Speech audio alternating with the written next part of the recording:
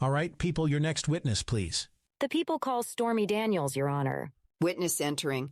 The witness, Stormy Daniels, enters the courtroom and steps up to the witness stand. Step up to the officer. Step up here. Raise your right hand and face the court clerk. You could have a seat. Thank you. Pull your chair up to the microphone and state your first and last name and spell last name for the record. Ready? My name is Stormy Daniels. Last name is Daniels. All right, good morning, Ms. Daniels. Thank you. You may inquire. Good morning, Ms. Daniels. Good morning. Hi. Ms. Daniels, have you also been known as Stephanie Clifford? Yes. What name do you prefer that we use here in court? Stormy Daniels. Now, are you testifying here today pursuant to your subpoena? Yes, I am. Without providing any specific names, can you tell the jury a little bit about your family? Sure, I was born and raised in Baton Rouge, Louisiana. My parents divorced when I was 4, so I was raised mostly by my mom. Now I live in Florida with my partner, and I share custody of my young daughter with her dad. And how long have you known your partner? I have known him for almost 25 years. Tell the jury a little bit about your life growing up in Louisiana. Like I said, I was born and raised in Baton Rouge, Louisiana. My parents split up when I was 4 years old. I was mostly raised by mom, very low-income family. She was a single working mom. I went to a private, very Christian, very strict elementary school that my dad paid for. And then I entered the magnet system, which is for you have to maintain a certain GPA in middle and high school. I went to an engineering high school because I wanted to be a veterinarian, and they had the best recommendation for getting into college and for getting scholarships. So I graduated from Scotlandville Magnet High School in 1997.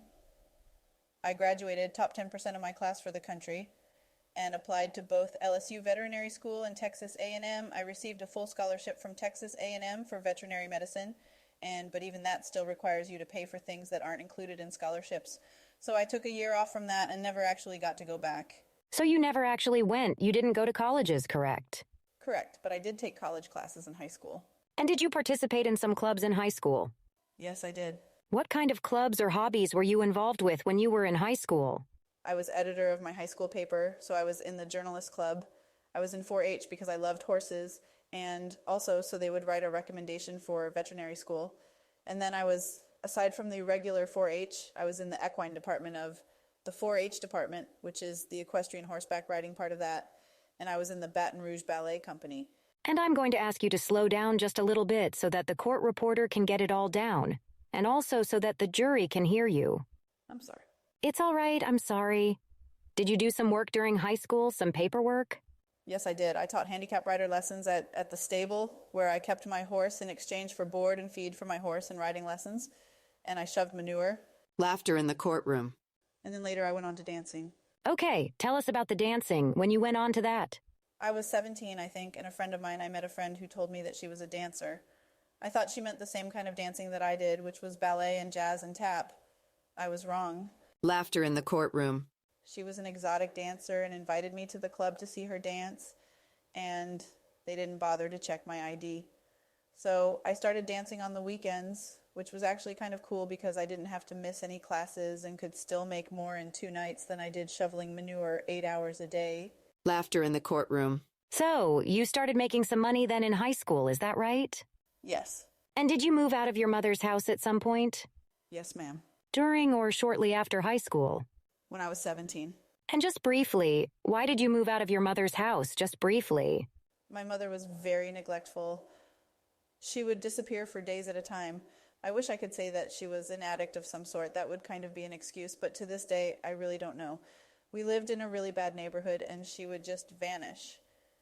And so, finally, it came to a head right around Christmas time of my senior year, and then I left for a little bit, for a couple of weeks, and then I came home, and since I was 17, which in Louisiana at that time you are considered an adult, so I moved out. And have you supported yourself ever since?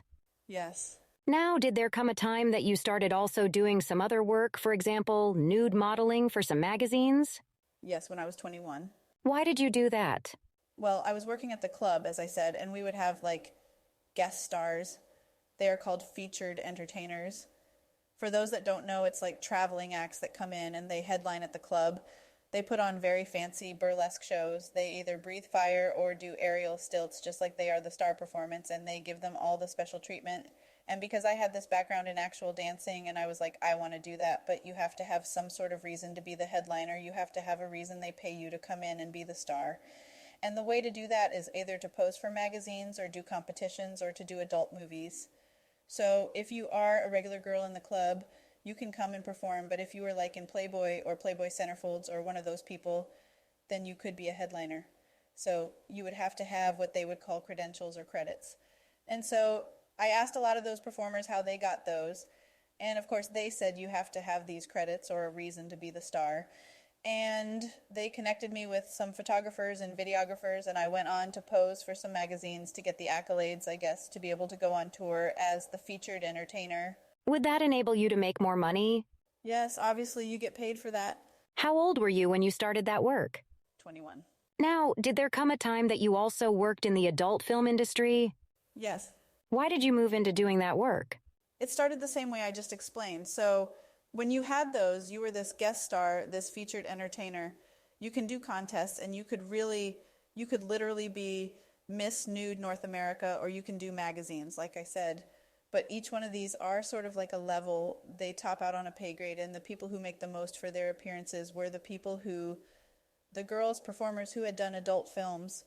And I topped out of rate and was doing really well. I never had any sort of issue with nudity or sex or adult films. Went to California with a girlfriend of mine who was out there to do a shoot. And she obviously just wanted me to go with her, and I never went to California. She said, I will pay for your trip. I am so scared. So I went with her. I was an extra, like a completely closed background extra in a bar on her shoots. And the director, who is a very famous director from a famous adult company, Wicked Pictures, saw me and said he actually thought I was already an adult actress and asked me if I would be in another movie. I honestly was kind of scared to do it, and she said, I will do it with you. And just doing one, you can say you have done it, and it bumps you up in pay grade. So I said yes, and I will cut out a lot of the other details. And 5 days later, she got on a plane to fly back home, and I got offered a contract at Wicked Pictures. And how old were you at the time? 23. Did there come a time that you started writing for adult films? Yes, about 6 months later. Were you still about 23 years old? I was 23, yes. Do you continue to write for adult films? Yes, I still do. And did there come a time when you started directing in that industry? Yes, I directed my first adult film. It was a feature, which is, there are two kinds of films. One that is like not scripted and you are just sort of like seen. There is no thinking, or you don't have to learn dialogue or whatever. And then there are adult features that are very scripted, kind of the ones if you cut out the really naughty stuff you will see on TV late at night. They are basically actual movies that have sex. That's what the company I wrote for did. I was one of the youngest, if not the youngest, adult feature director, and definitely the youngest female feature director. I started directing when I was 23, and I have directed over 150 films, and I have won 11 Best Director Awards and 2 Best Screenplays. And have you also acted in what we would call mainstream movies? Yes. Could you give the jury examples of those you did? Sure. I was in a movie called 40-Year-Old Virgin, Knocked Up, Finding Bliss, a whole bunch. I've been in TV shows too. I will just ask you to slow down a little bit. I was in a television show called The Dirt with Courtney Cox, Superbad. And have you also acted in some music videos? Yes, I did some music videos for Maroon 5, a band called Granny Four Barrel, Rob Zombie. Have you also directed some music videos? Yes. Have you also written, or are you writing some books? Yes, I've written a book, and I am in the process of finishing up 2 others. And the name of the book you completed? Well, the book that I completed was released in 2018. It's called Full Disclosure, and 2 more are coming out next year. And have you also done some comedy shows? Yes. Have you also in the past hosted a podcast? Yes. What was the podcast about? The podcast was called Beyond the Norm. It was sort of anything that is beyond the norm. It was about anything from like serial killers, female serial killers, to UFO abductions, paranormal stuff, porn. It's beyond the norm, politics, anything like that. In connection with the podcast that might have involved politics, in some of those, did you discuss Mr. Trump or your experience with him? Yes, of course. Do you still host that podcast? Sadly, no, I don't. Why not? Because I got fired. Why was that? Because I was reluctant to continue talking about just that one narrative about this case and about, like politics. I was told I could pick a variety of things to talk about, and they just kept going down this one subject line. And it is because of that subject line that you do not have the podcast? Correct. Were you recently featured in a documentary? Yes. What briefly was the documentary about? About my life and my story. Included in that documentary, did you also speak about Mr. Trump and your experience with him? Yes. In about 2009, did you also explore running in the Republican primary for Senate in Louisiana? Yes. Can you tell the jury a little about that? In 2009, let's see, I got an email from a friend saying, "Did you know about this? There is a guy in Louisiana. First, it came at me as this person is using your name, your trademark name, and your image to promote himself." She was actually a little bit wrong. It was a draft Stormy campaign, and it was to go against the Republican Senator David Vitter, and I got really mad and basically got a hold of the guy. His name was Brian Welsh, and went after him to stop using my name and image to promote himself. But it wasn't to promote himself. It was to bring attention to this candidate, the Republican candidate in Louisiana, who was running on a platform of who was anti-women and was trying to shut down reproductive rights and sex education in school and Planned Parenthood. Meanwhile, he got caught doing some unsavory things. And he had no intention of making me the senator, but I was helping to bring attention. I jumped on board and basically was saying that I was a better choice than this guy. But I dropped out. I never wanted to actually move back to Louisiana. I didn't want to establish residency.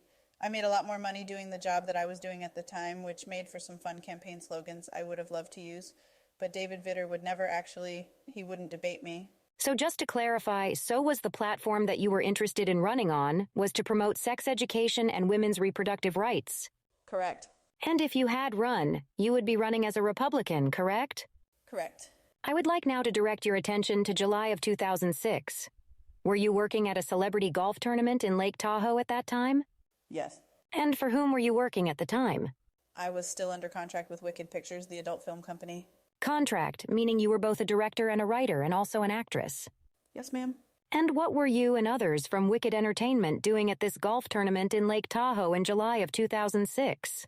So Wicked sponsors one of the holes on the golf course, which, yes, I know it's very funny. We are an adult film company sponsoring one of the holes, and we had a table in the gift room where celebrities would come through, get a gift bag, check out the products, pose for photos, and that's pretty common in any sort of event. They usually have a gift room, and even the award shows have these. It's very common. So you went with others from your company to promote the company? Right. It was myself, the owner of the company, a couple of the staff from the company, and some of the contract girls, and the players would come around. You would stay at your hole that had the company's logo, and you would give them water, towels, take a photo. And then later the next day, or whatever, the evening, they would go to the gift rooms. And did you meet Donald Trump on the golf course at that celebrity golf tournament in Lake Tahoe? Yes, I did. Can you describe how you encountered him on the golf course? It was a very brief encounter. The players were playing. They came through very quickly. We met every person who was in the golf tournament at that moment. They came through. Obviously, they would take their shot. I would say hello and introduce myself to them. I introduced myself, the company, and the other contract girls, not just to Mr. Trump, but every player that came through. Gave them water, posed for pictures. It was a very brief encounter on the course. Do you recall, if at all, what you discussed with Mr. Trump on the golf course at that time? It wasn't very much. So, the owner of the company was like, "This is my contract girl, Jessica, and this is my contract star and director, Stormy Daniels." And that's when he acted like, "Oh, you actually direct too? You must be the smart one." And there is a picture, and they moved on. And what did you know about Mr. Trump at the time, if anything? Well, that he was obviously a golfer and that he had a television show I had never seen called Celebrity Apprentice or The Apprentice, and he had done some reality TV things. Do you recall what the reality TV things were that you knew about at the time? He did a lot of cameos and things like that. I definitely remember seeing movies, commercials, or whatever, and something for wrestling, which I am from Louisiana. It's a big deal. How old were you at the time? 27. And did you know his approximate age, or could you tell his approximate age at the time? I didn't know his age. I knew he was probably old or older than my father. So, how old was your father at the time? So 60. Did you see Mr. Trump again inside the gift room that you mentioned previously? Yes. And could you just describe that encounter in the gift room briefly? Sure, like I mentioned, everybody came through. There were so many photos with the girls, with all the celebrities that came through that day. He did remember us from the golf course. He talked to all of the girls. He remembered me specifically, that I was the smart one. He asked for a DVD. We have a DVD. We had our adult films there. He specifically asked for the one that I had directed. At that time, it was only one that was out that I had both, well, all three written, directed, and starred in, and that was the movie called 3 Wishes. So I made sure that he got that one. We talked very briefly. Then I saw him talking to his security, but I didn't know that it was his security then at the time. I thought maybe it was his friend. I saw him talking to another gentleman that was with him. And then he said that he came back and said that Mr. Trump would like to know if I would like to have dinner with him. Before we get to that, you also took a picture with Mr. Trump inside the golf room? Yes. I am sorry. Inside the gift room? The gift room, yes. Did you take pictures with other celebrities or other folks that were coming through? Yes, pretty much every celebrity that came through we took a photo of. Do you see Mr. Trump in the courtroom today? Yes. Could you just point him out and indicate an article of clothing that he is wearing? Navy blue jacket, second at the table. Indicating the defendant, Your Honor. Yes. Now, you mentioned a photo that you took with Mr. Trump, is that right? Correct? Officer, I am handing you a thumb drive, Ms. Daniels.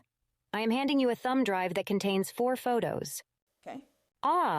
Marked as People's Exhibits, 226, 227, 228A, and 229A for identification. Have you previously reviewed the photos that are contained on that thumb drive? Yes. How do you know that? Because it has my initials on the tag. And the date as well? Yes. Thank you.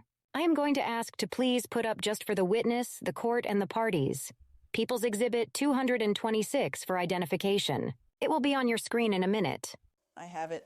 Do you recognize what's depicted in this photo? Yeah. What is depicted in the photo? It is a photo of myself and Mr. Trump in the gift. Is it a fair and accurate representation of what you and Mr. Trump looked like at the golf tournament inside of the gift room in July of 2006? Of course, yes. I offer it in evidence, Your Honor, People's Exhibit 226. No objection. 226 is accepted into evidence. Now, who took that photo of you that day, if you recall? It was a photographer who was working for Wicked. His name was Hal. And in that picture, what do you see Mr. Trump wearing, including a hat and his shirt? He is wearing a yellow-collared polo-styled shirt with a golf logo and a red hat with a matching logo. Can we now show People's 227 in evidence? I am sorry, I haven't offered it yet. Take it down, please. Can you just show it to the witness and the parties and counsel and the judge, of course? My apologies. Is this one of the photos that you reviewed on the thumb drive? Yes, it is. Do you recognize what's depicted in this photo? Yes. What is it? A photo of Mr. Trump at the golf course. Is it a fair and accurate representation of what Mr. Trump looked like to you the first time you met him on the golf course at the tournament in July of 2006? Yes, it is. I offer People's 227 in evidence, Your Honor. No objection. 227 is accepted into evidence. Now you can display it, thank you. Now what is Mr. Trump wearing in this photo? The same yellow shirt and red hat. You can take that down, thank you. Now, you mentioned that after you talked briefly with Mr. Trump in the gift room, that someone, his bodyguard, came over and spoke with you? Yes. Can you tell the jury again what his bodyguard told you? That Mr. Trump was interested in having me join him for dinner.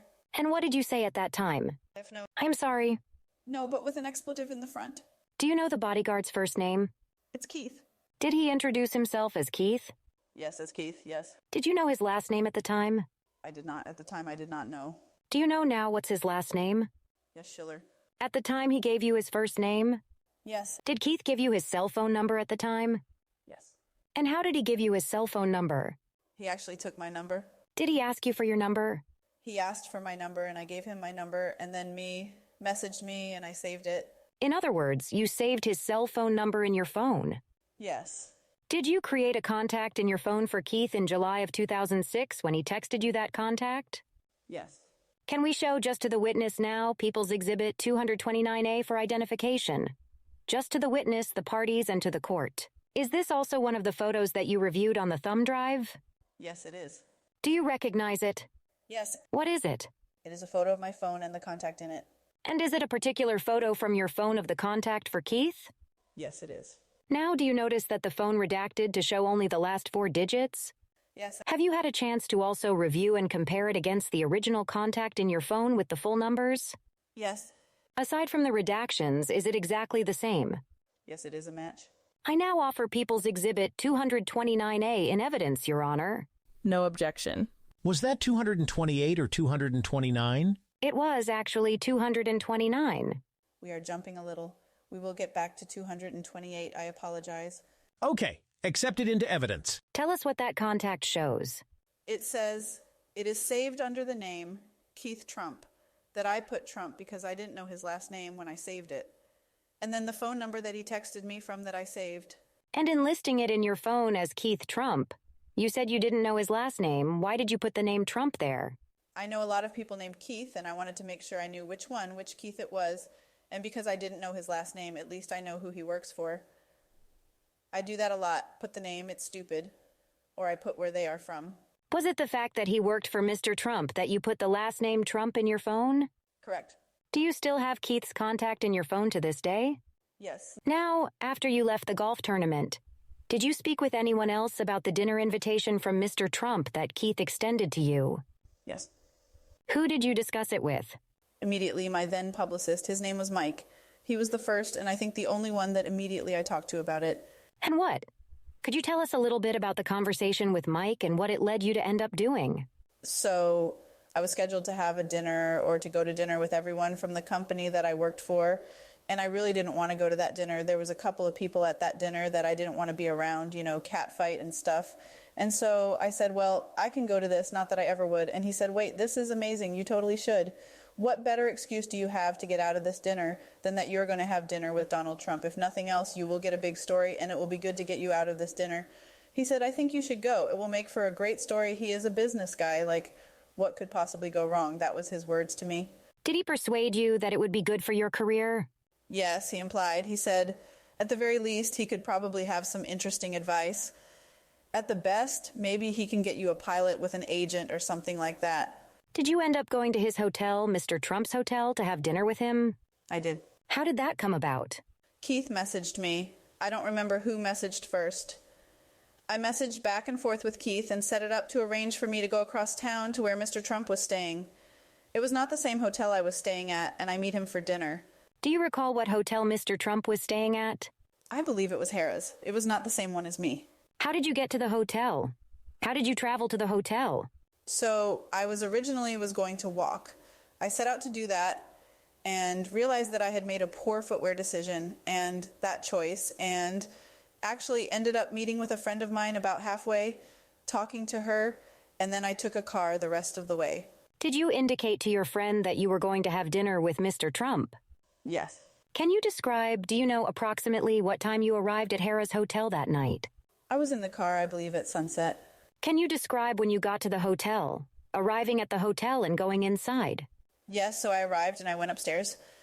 Keith had given me very specific instructions to take a certain elevator up to the penthouse floor. It was the only way to get there, I guess.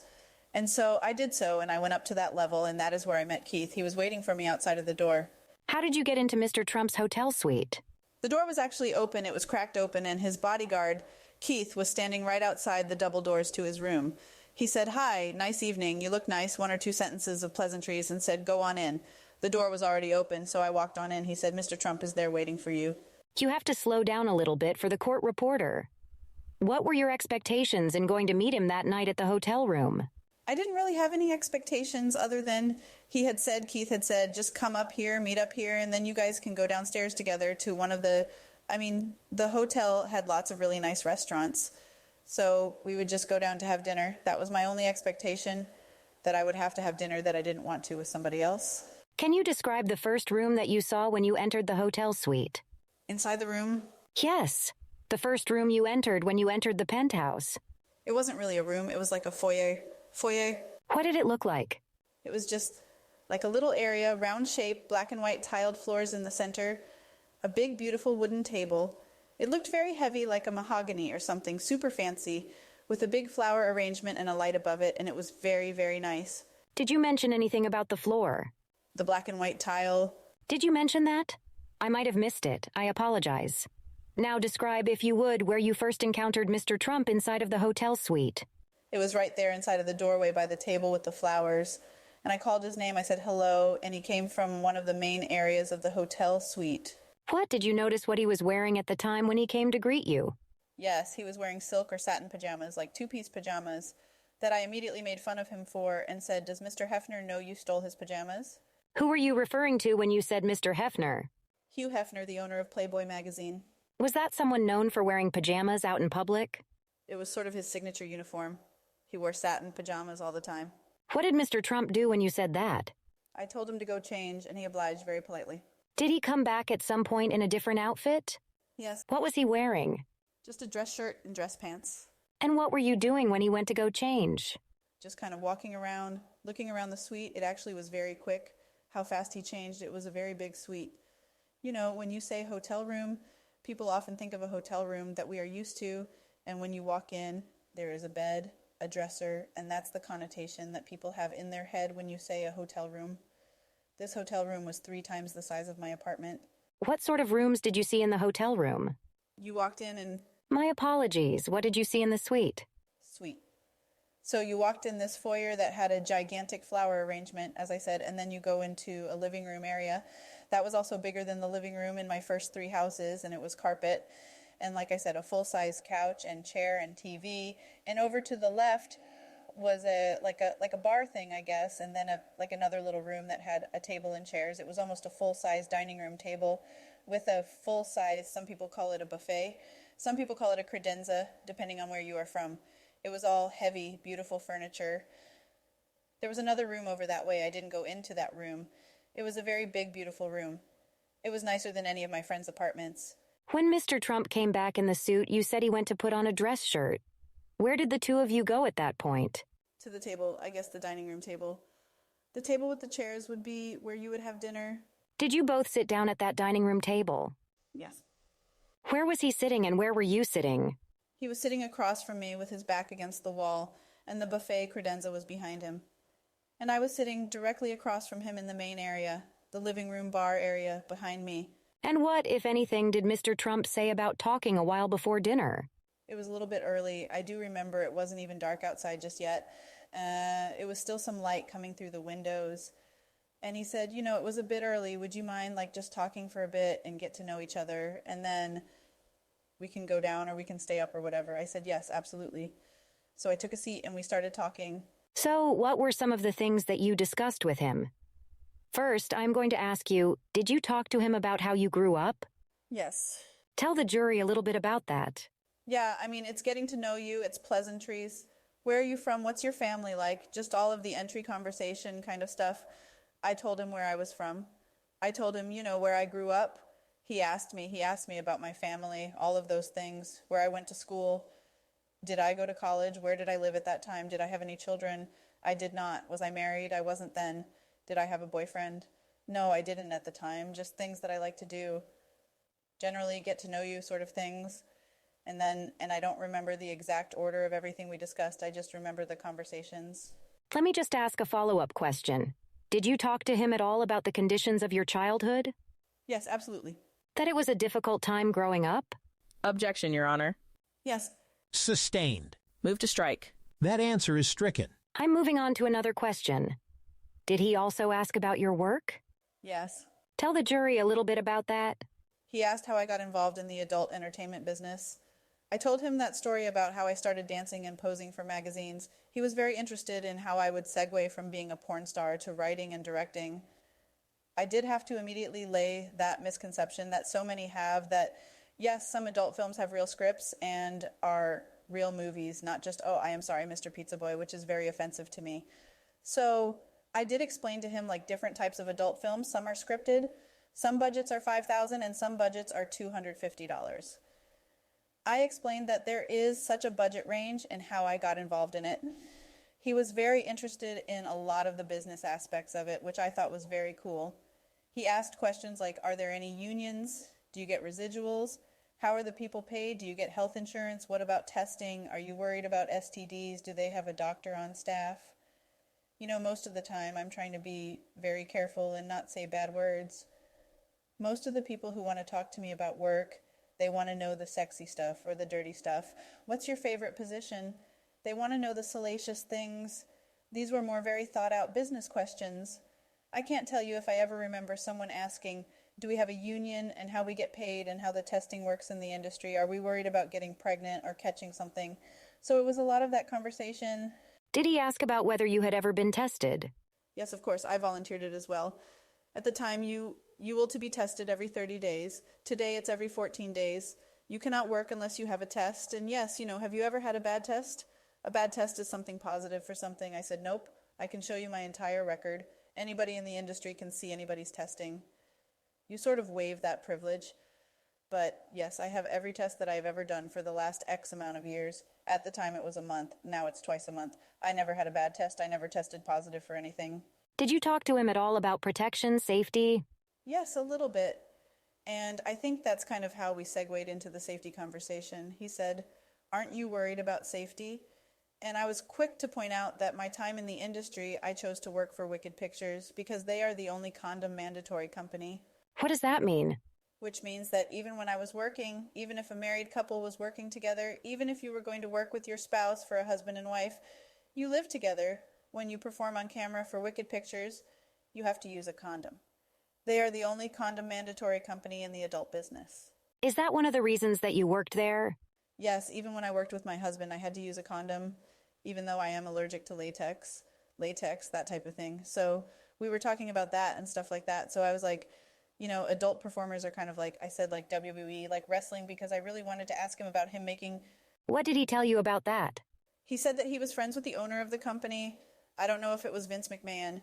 And I had seen the thing on there about he does stunts, like a guest spot, not really wrestling on WWE. Ms. Daniels, if you can just slow down a little bit so that the court reporter can get what you are saying. Did he tell you anything about the scripts with respect to his being in the wrestling with Vince McMahon? Oh yeah, I made him. The little scenario or plot that he was a part of at the time was some sort of, I don't remember if it was a bet or whatever, but the point was that if he lost that, he had to shave his head, or Vince McMahon got to shave his head, and Donald Trump has always been famous for his do. So I said, well, what are you going to do if you lose? You do not have the head designed to be without hair. Some of us look good bald, some of us don't. I don't think you are that man. And he said, oh no, I agree with you. All of that stuff is predetermined. And, I remember he used the word setup, but it's predetermined in the script that we know the outcome in advance. Let me ask you, at some point was there a very brief discussion about his wife, Melania? Yes, very brief. Did this occur in the context of you viewing a picture that included his wife? Yes, he showed me a few pictures of things, and I said, oh, what about your wife? What did he say? I actually said, she is very beautiful. What about your wife? He said, oh, don't worry about that. We don't even sleep in the same room. Did there come a time during the discussion with him that he discussed being on the cover of some of his magazines? Of course. Tell us about that. He would ask me questions and then not let me finish the answer. He kept cutting me off, and it was almost like he wanted to one-up me, which was just really hilarious when you think about it. He just wanted to talk about himself. And he said, have you seen my new magazines? Well, of course you couldn't have seen it. I have a copy. So he pulled out a magazine, I don't know if it was not released yet or just released, that he was on the cover of. It was not like I made a habit of reading financial magazines. I was just a 27-year-old stripper, but yeah. And what happened with respect to that discussion about magazines? At this point, I pretty much had enough of his arrogance and cutting me off and still not getting my dinner. So I decided someone should take him on. So I said, are you always this rude, arrogant, and pompous? You don't even know how to have a conversion, and I was pretty nasty. I snapped, and he seemed to be taken aback. And I said, someone should spank you with that. That's the only interest I have in that magazine. Otherwise, I am leaving. What happened? I don't think he thought I would do it, so he rolled it up and gave me the look that he dared me to do it. So now I kind of had to... So what did you do? So I took it from him and said, turn around, and I swatted him. Where do you swat him? Right on the butt. Right after that, did you continue to sit down and talk? Yes, and he was much more polite. Did you have a discussion with him about The Apprentice? Yes, I think, like I said, we talked about numerous things. We talked about the golf course in Scotland, which to me was very interesting, about the environment that was there.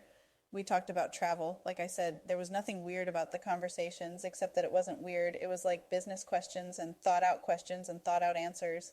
And how did you come up with ideas for my scripts and things like that? And it was at that point he got really quiet and he was thinking, and he told me he had an idea that I should go on his television show. Which show? The Apprentice. Was it The Apprentice? I don't remember the TV show. The Apprentice, I assume it's Celebrity Apprentice. I don't know, The Apprentice. And I said, there is no way NBC would ever let an adult actress on television. And I said, even you don't have that much power. And he said that he did. He said, you remind me of my daughter because she is smart and blonde and beautiful, and people underestimate her as well. And the way he framed it did actually make perfect sense because he is all about like PR things, the spin. And he was like, that will really shake things up. And you can go on the show and prove that you are not just a dumb bimbo. You are more than people think. And he would get a lot of attention for having this crazy idea. Did he say anything else about The Apprentice and what might happen if you went on? Right. And so first of all, there is no way that's going to happen. I knew enough about his ego to know even you don't have that much power. Thinking that would also make him want to do it. I was like, people underestimate women, especially people in the adult industry, when they see blonde hair and big boobs. And I am a good writer and director. And he said, this is your chance to have somebody see that part of you. I was like, well, but I'm not a business person. I don't have that kind of education. Like, there is no way I could win. What if, he said, you don't have to win. You just have to show who you are. I said, what if I lose on the first episode? That also makes me look bad. People will take that and run with it. You are just an idiot like we all thought you were. And then he said, what if I tell you what the challenges are? What did you understand that to mean? He said, we can kind of like on the wrestling thing, if you know what they are, obviously I can't have you win, but we can. I am in control. I know what's going to happen. I can give you some advantage to make sure you at least make a good showing. I said, all right, we will see if I can make that happen. Did he suggest that if you did get on The Apprentice, what might happen with other aspects of your career? Just that people might be able to take me serious, know that I wasn't just an airhead, that I could finally, he knew, and we talked essentially about what I really wanted to do, and that is to be taken seriously as a writer and director. And at the time, I hadn't done any mainstream writing or directing, and that's still what I wanted to do. I wanted to write and direct film and music videos, things like that. Nothing against the adult entertainment business. I have no shame, that's who I am, but I also wanted to direct other bigger things. They have bigger budgets and better catering. And he was like, this is your chance for somebody to see you and maybe give you that kind of opportunity. So he pushed it as a win-win. Did he ask you about any of the other people that you worked with at Wicked Pictures? Of course, he asked me multiple times in the conversation, like, who are you? Is everybody in the industry friends? Do you all hate each other? Do you love each other? Do you hook up off camera? I don't want to use the word hook up. Do you sleep with each other off camera? Do you have any friends here? Well, the girls from Wicked were there, and he said, what about your friends here from Wicked? Of course I shot that down immediately, because the whole reason I was having dinner there is because I didn't want to have dinner with one of them. Did you call another colleague of yours during this conversation from Wicked? No, I didn't.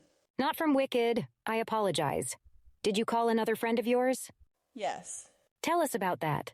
Yes, I bumped into a friend of mine that was in town. She was actually one of my neighbors as well. I had no idea that she was in Lake Tahoe. She was not there for the golf tournament. I literally walked into her while I was walking down the street with another girl from the industry getting a tattoo at a tattoo parlor. And as I was walking, she called my name. Her name is Alana, and she is who I bumped into on my way over there and the one I told I was on my way to see him. And I know she didn't believe me. So when he was like, do you know anybody else? I also had 2 reasons for calling Alana. One, because I am telling the truth. I am with Donald Trump. And 2, he asked me to call one of my friends, and I didn't want to call my colleague from Wicked. Did you end up calling your friend Alana from the hotel room? Yes. Did you put her on speaker? Yeah. What, if any, conversation did you and Mr. Trump have with Alana on speaker? He said hello, which meant that I won that bet. I know she didn't believe me, and they talked. And she said, what are you guys doing? And he said, we are just hanging out. Why don't you come over and hang out with us? And I can't remember what kind of excuse she made. She said, yeah, I will call you back in a little bit or whatever. She didn't. Time just kept going by. I called her and nothing. We didn't get a good. Called her a few more times and it went to voicemail. When you called her and had her on speakerphone, did Mr. Trump ask her to come over and join you as well?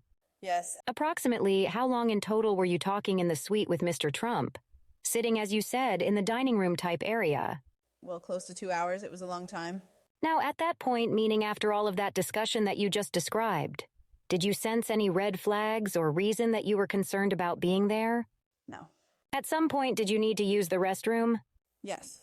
And did you tell... Is this a good time to take a break? Yes, it is, Judge.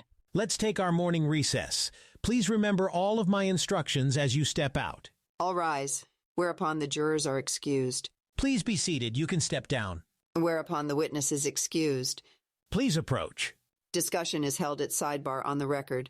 I understand that your client is upset at this point, but he is cursing audibly and he is shaking his head visually, and that's contemptuous. It has the potential to intimidate the witness, and the jury can see that. I will talk to him. So, I am speaking to you here at the bench because I don't want to embarrass him. I will talk to him. You need to speak to him. I won't tolerate that. I will talk to him. One time I noticed when Ms. Daniels was testifying about rolling up the magazine and presumably smacking your client, and after that point he shook his head and he looked down. And later, I think he was looking at you, Mr. Blanche. Later, when we were talking about The Apprentice, at that point he again uttered a vulgarity and looked at you this time. Please talk to him at the break. Yes, I will. Case on trial continued. Just two things. Mr. Blanche, did you speak to your client? Yes, Your Honor. Ms. Hoffinger, I think the degree of detail that we're going into here is just unnecessary. We don't need to know the details of the conversations, what the suite looked like, or anything like that. When she comes back to the stand, you can move along more quickly. Okay. Let's get the witness. Witness entering courtroom. Welcome back, Ms. Daniels. Thank you. Let's get the jury. All rise, jury entering. Please be seated. All jurors are present and properly seated. Ms. Hoffinger. Thank you, Your Honor. Now, before we broke, Ms. Daniels, we were talking about the discussions you had in the hotel suite. Did there come a time that you needed to use the restroom? Yes. Can you tell us just about that? I had been there for quite a while. I drank a couple of bottles of water, which is all we were drinking. It was water, and I needed to use the ladies' room. So I asked if that was possible, so I was instructed to go through the living room and to the bedroom and to help myself to the facilities. When you say you were directed, who directed you? Mr. Trump? Can you describe, you said you went through a bedroom to get to the bathroom? Yes, I went out of the dining room area, through the living room, through a bedroom, into what I assume is the master bedroom. It was a very large, beautiful bathroom. What did you see inside the bathroom? So I walked through the bedroom. I did notice that the bed was unmade, but there were no personal items around, and I entered the bathroom. I went into the separate area where the toilet actually was and used the bathroom, came out and was washing my hands and touching up my lipstick. I did notice someone had obviously been using the restroom. There were towels and stuff that was open. There was a leather looking toiletry bag on the counter with products and stuff in it, which, What do you remember about what was inside? I did look. I'm not proud of it. I wondered what is in here. And I noticed the the items were Old Spice and Pert Plus. I thought that was both amusing and odd. And a manicure set, which was gold tweezers and all gold things. I finished washing my hands and touched my makeup up. Then I walked out of the bathroom. Did you try to call anybody while you were inside the bathroom? Alina was not answering her phone. In fact, I wish I had a cell phone camera. If I did, I definitely would have taken a picture of that. I even thought, whoa, this is crazy. Did you try to call her while you were inside the bathroom? I believe so. Her phone was going straight to voicemail. At this point, she wanted no part of whatever I had going on. What happened when you left the bathroom? When I came out of the bathroom, I expected to exit, go around the bed, and back out to where we had been sitting and talking and hopefully say, okay, time to go. I have been here for a long time. That was actually when I realized how long I had been there. And when I opened the bathroom door to come out, Mr. Trump had come into the bedroom and was on the bed, basically between myself and the exit. What was he wearing at the time? His boxer shorts and t-shirt. What was your reaction to seeing him like that? At first, I was just startled, like jump scare. I wasn't expecting someone to be there, especially minus a lot of clothing. That's when I had that moment where I felt the room spin in slow motion. I felt the blood basically leave my hands and my feet, and almost like if you stand up too fast and everything kind of spinned, that happened too. Then I just thought, oh my God, what did I misread to get here?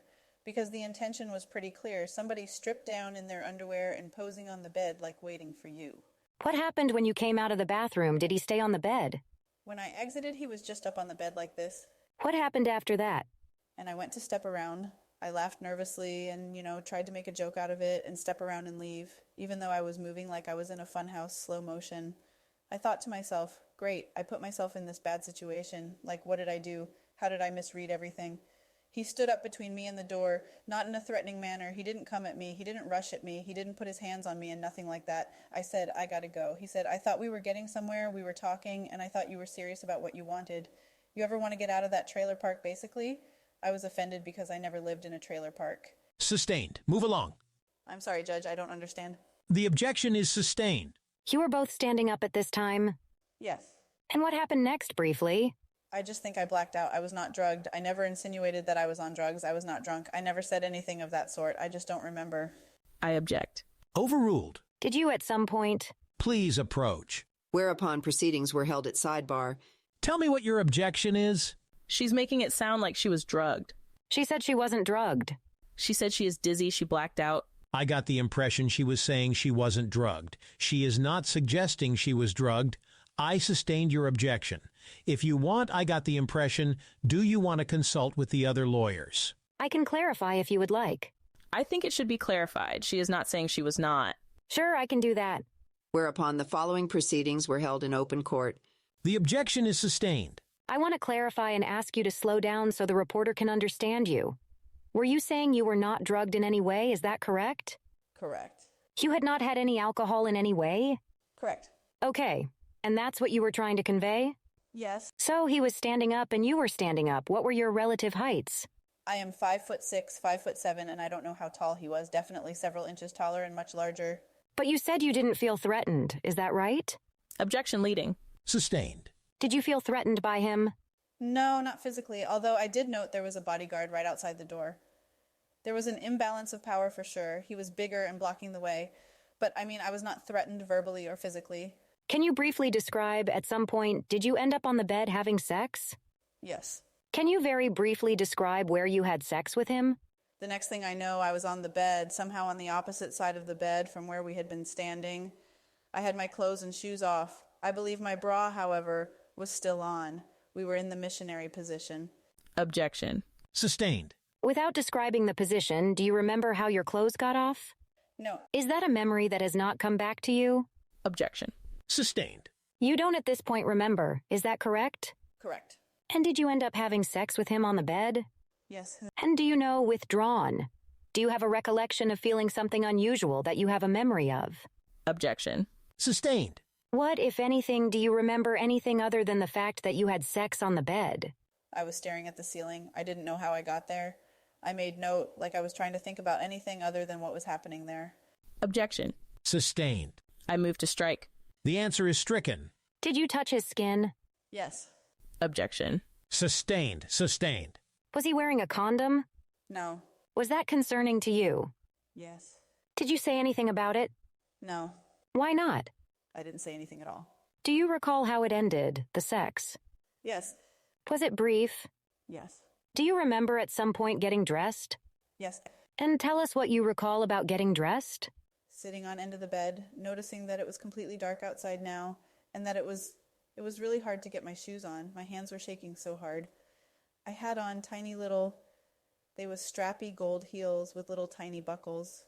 My hands were shaking so hard. I was having a hard time getting dressed. He said, "Oh, great, let's get together again, honey bunch. We were great together." I just wanted to leave. Did you say no at any time during sex with him? No, Why not? because I didn't say anything at all. Did you notice afterwards a DVD on the side table? Yes, the DVD I had given him earlier in the gift bag from the show was on the nightstand that I signed. When you were leaving and you went to leave, what, if anything, did you do or say? He said, "We have to get together again soon," went to kiss me goodbye. I just left as fast as I could. You know, that was it. Did he say anything to you about talking again? Yes, he said, "We should get together again. We were fantastic together. I want to get you on the show." And that was, he didn't give me anything. He didn't offer to pay me or anything, or a cell phone number or anything like that. Did he ask you to keep your encounter with him confidential? No.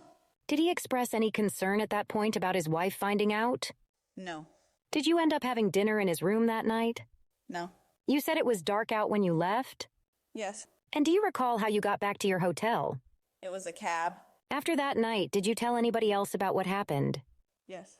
Just give us a sense of the people that you told and what you told them. I told very few people that we had actually had sex because I felt ashamed that I didn't stop it, that I didn't say no. A lot of people would just assume, they would make jokes out of it. I didn't think it was funny. I didn't want to hear about it or assume that I was paid a prostitute, which I wasn't. So I told very few people. I also didn't want it to get back to anybody that I was dating. Objection. Sustained. There are some details that you said you still don't remember. Yes. Did there come a time some years after the encounter with Mr. Trump that you remembered some additional details about what happened that you hadn't remembered earlier? Yes. Can you tell the jury about that? Objection. Overruled. So most of everything I said I have said consistently, every interview in the book. Just to direct you, were there certain things that you always remembered? Yes. About what happened in the room? Yes. You always remembered that you had sex with him, for example? Yes. Objection. Please approach. Whereupon proceedings were held at sidebar. Your objection is to leading? The objection to leading, but I'm also objecting to the witness just going off on tangents. Ms. Hoffinger is doing some leading. I will sustain your objection as to, but I think that is what Ms. Hoffinger is trying to do. She is trying to direct her. I think that might be the safer course. Your Honor, I understand that. The problem is that she is also leading her through a set of things. What do you remember? And obviously the problem with leading, it suggests answers sometimes. So I understand that maybe if Your Honor could direct the witness to just answer the questions. I think that she has answered my questions. I think asking her to answer my questions is not necessarily probative, but I would say I have been leading her to try to be cognizant of the judge's decision. I have had a chance to talk to her about it. I was trying to lead her.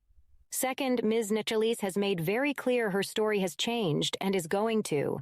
So I need to elicit there were certain things she always remembered. But she did have an experience in 2019 when she saw the movie Bombshell that caused her to remember some additional details. That is what I am trying to bring out. What was the bombshell? It was a movie about Roger Ailes. That is how she remembered what he said to her when she came out of the bathroom, which was about the trailer park. She did mention trailer park, and that's why I objected. That is not necessary. Sure, we need some finality in this case. Okay, I will try to direct her a little bit around that. I don't need to ask the last question, which was, were there things you always remembered, which I can go straight to the Bombshell movie, what happened? How she remembers additional details. It goes to the thing that she said about the trailer park. I have to cross-examine her. But we believe that this has now introduced, and what the prosecution is going to do is introduce even more this whole theory of inappropriate power being used, and when she said it was undue influence being used, an imbalance. I think we can stay the course. Avoid anything that is going to get us into trouble. I will let you ask the question. If she doesn't answer directly, I will ask her to answer the question. The bombshell stuff? Not coming in. You want me to ask the question? Don't ask it. Can I on redirect if they question on cross? Yes. Whereupon open court. Ms. Daniels, did you see Mr. Trump again in Tahoe the next day? Yes. Tell the jury about that. The next day I met him, this time at my hotel, nightclub, restaurant, bar downstairs. What was going on in your hotel that night? It was all part of the same event, the charity event. They did a silent auction. They had cocktails, however, whatever. I met him at one of the nightclubs there. So that was part of your participating in the things that Wicked was doing for this golf tournament? Yes. You met him there. Where was it? Did you say it was in the lobby? The nightclub, a bar, like in the lobby of the hotel. It was a nightclub. Did anyone call you before going there to indicate that Mr. Trump was going to be there? Yes. Keith said he wanted to talk to me again. Would I be willing to meet him? This time it was in public. I said yes. And when I arrived, he was sitting at a booth in a nightclub. It was dark. There was loud music, drinking. He wasn't drinking, but it was a bar. He was with his friend and bodyguard. And when you say his friend, do you know who his friend was? Ben Roethlisberger from the Pittsburgh Steelers. Did Mr. Trump say hello to you and introduce you? Yes. What did he say? He introduced me as his little friend Stormy to Big Ben, the football player, and we sat down. I remember it clearly because I talked Ben into letting me try on his Super Bowl ring, and 2 of my fingers fit into it. When you say Big Ben, is that how Mr. Trump referred to Mr. Roethlisberger? Yes. What, if anything, did you discuss at the table with Mr. Trump or Mr. Roethlisberger? It was really loud. I mean, it was very, very brief. They were talking. I think they had been having a conversation when I arrived. They kind of continued it out of earshot. They were whispering to each other. Then he said he did come back to me. Hey, everything about our idea, I think it's good. I got to get back home and figure out how to get you on the show. He took a call. He was very busy. He left and said, you know, I am going to have Ben walk you back to your room. And Ben, would you mind seeing her up? It was very, very short, maybe 10 minutes that I was there. And Ben walked you up to your room? Yes. Did you leave Lake Tahoe the next day? I believe it was the next day, yes. And do you recall the first person you did tell about having that sexual encounter with Mr. Trump? I think Keith, not the same Keith. Keith, my friend, I rented his house. He was one of my best friends. He was like my dad and my makeup artist, Christine. Did you tell either of them all the details of what occurred in the room, or just some of them? Most of them. And were there others that you told about some of it? Sure. Did you tell those folks, did you tell them all of what happened? There were several people that I told. I told lots and lots of people that I had told that I had gone to his room and that I had met him. It wasn't a secret at all. I told scores of people that. The sex part, I told very few, very close people, like Keith, who was photographer, best friend, family, and my makeup artist, who is my very best friend and confidant. Her name is Christine, and my assistant at the time, her name is Yoli. Did Mr. Trump call you after that encounter in July of 2006 in Tahoe? Yes. Tell us about that, how often he would call you. He would call on average once a week, sometimes 2 or 3 times a week, sometimes not at all for 3 weeks. He would always call. I was working a lot at the time. I was shooting a lot. I was directing photo shoots for magazines or whatever. I always put him on speakerphone. We thought it was funny. I put him on speakerphone and dozens of people heard me on the phone with him. It was not a secret. My entire crew and cast, especially my cameraman and makeup artist, he always definitely loaded the call with an update or a non-update if he didn't have one for The Apprentice, and always talked about when we could get together again. Did I miss him? He always called me Honey Bunch. And when was I going to be in New York? Did I need anything? He was working on the Apprentice thing. He would say I didn't have a chance to talk to him. When you put him on speakerphone, did you tell him he was on speaker? No. Did he ever tell you during those calls that you should keep it confidential and not tell anyone? No. Why did you continue to take his calls? Because I did tell my publicist, Mike, about the Apprentice thing. He took great pride in telling me he told me to go to that dinner. Ms. Daniels, listen to the question and answer the question. To go and meet him was good. Why did you continue to take his calls? My publicist thought it was good to continue my conversations with him about the television show. At some point, did Mr. Trump give you his work number? He gave me his assistant's number. And did he give that to you over the phone or person? Over the phone. And what did he tell you about that number that he gave you? That it was a person who worked closest with him. Her name was Rona.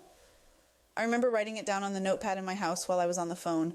If I ever need to get a hold of him, she would know how. Do you remember approximately when he gave you that phone number? I know where I was at, what house I was living in. I know it was late summer of 2006.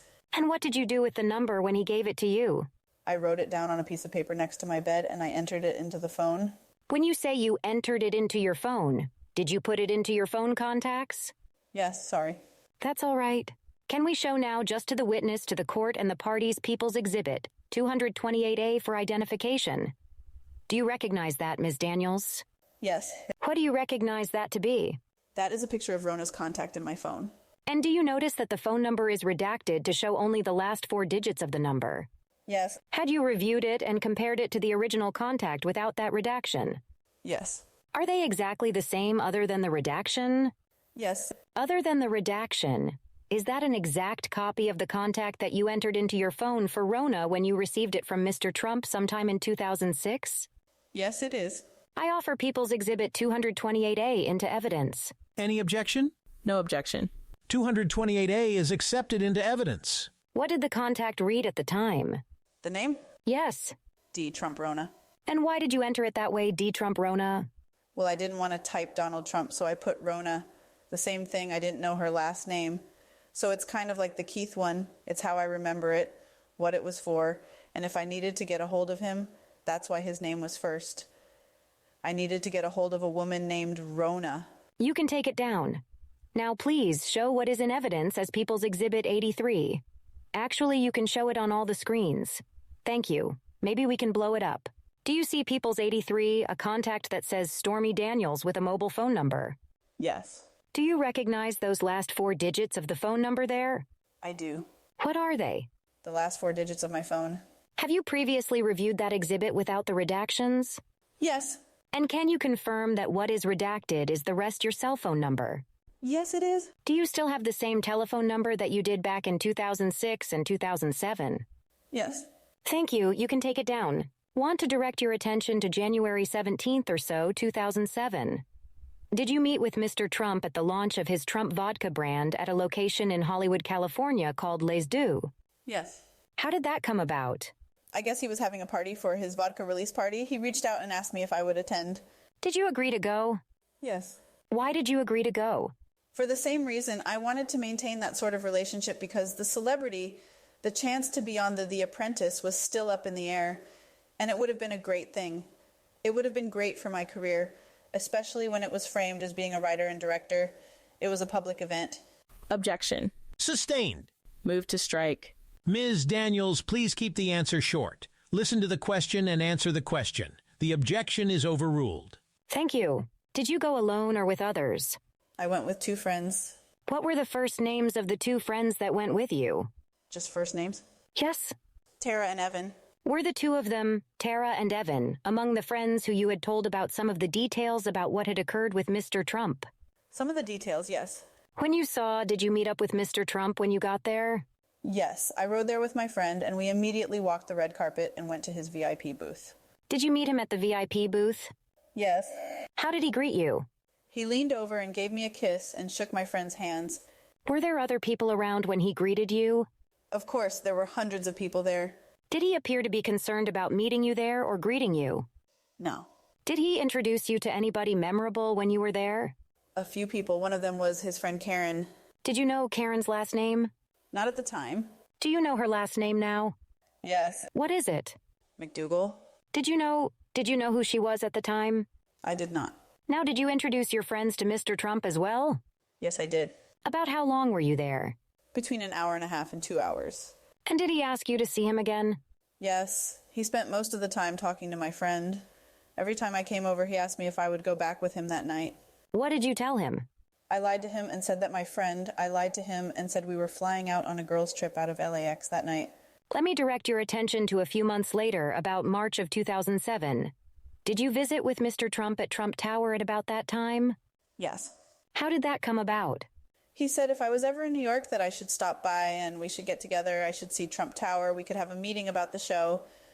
I was here on unrelated business. I was working. I was dancing at a club, and I hit him up. I thought it would be great if I could get him to come to the club and see me.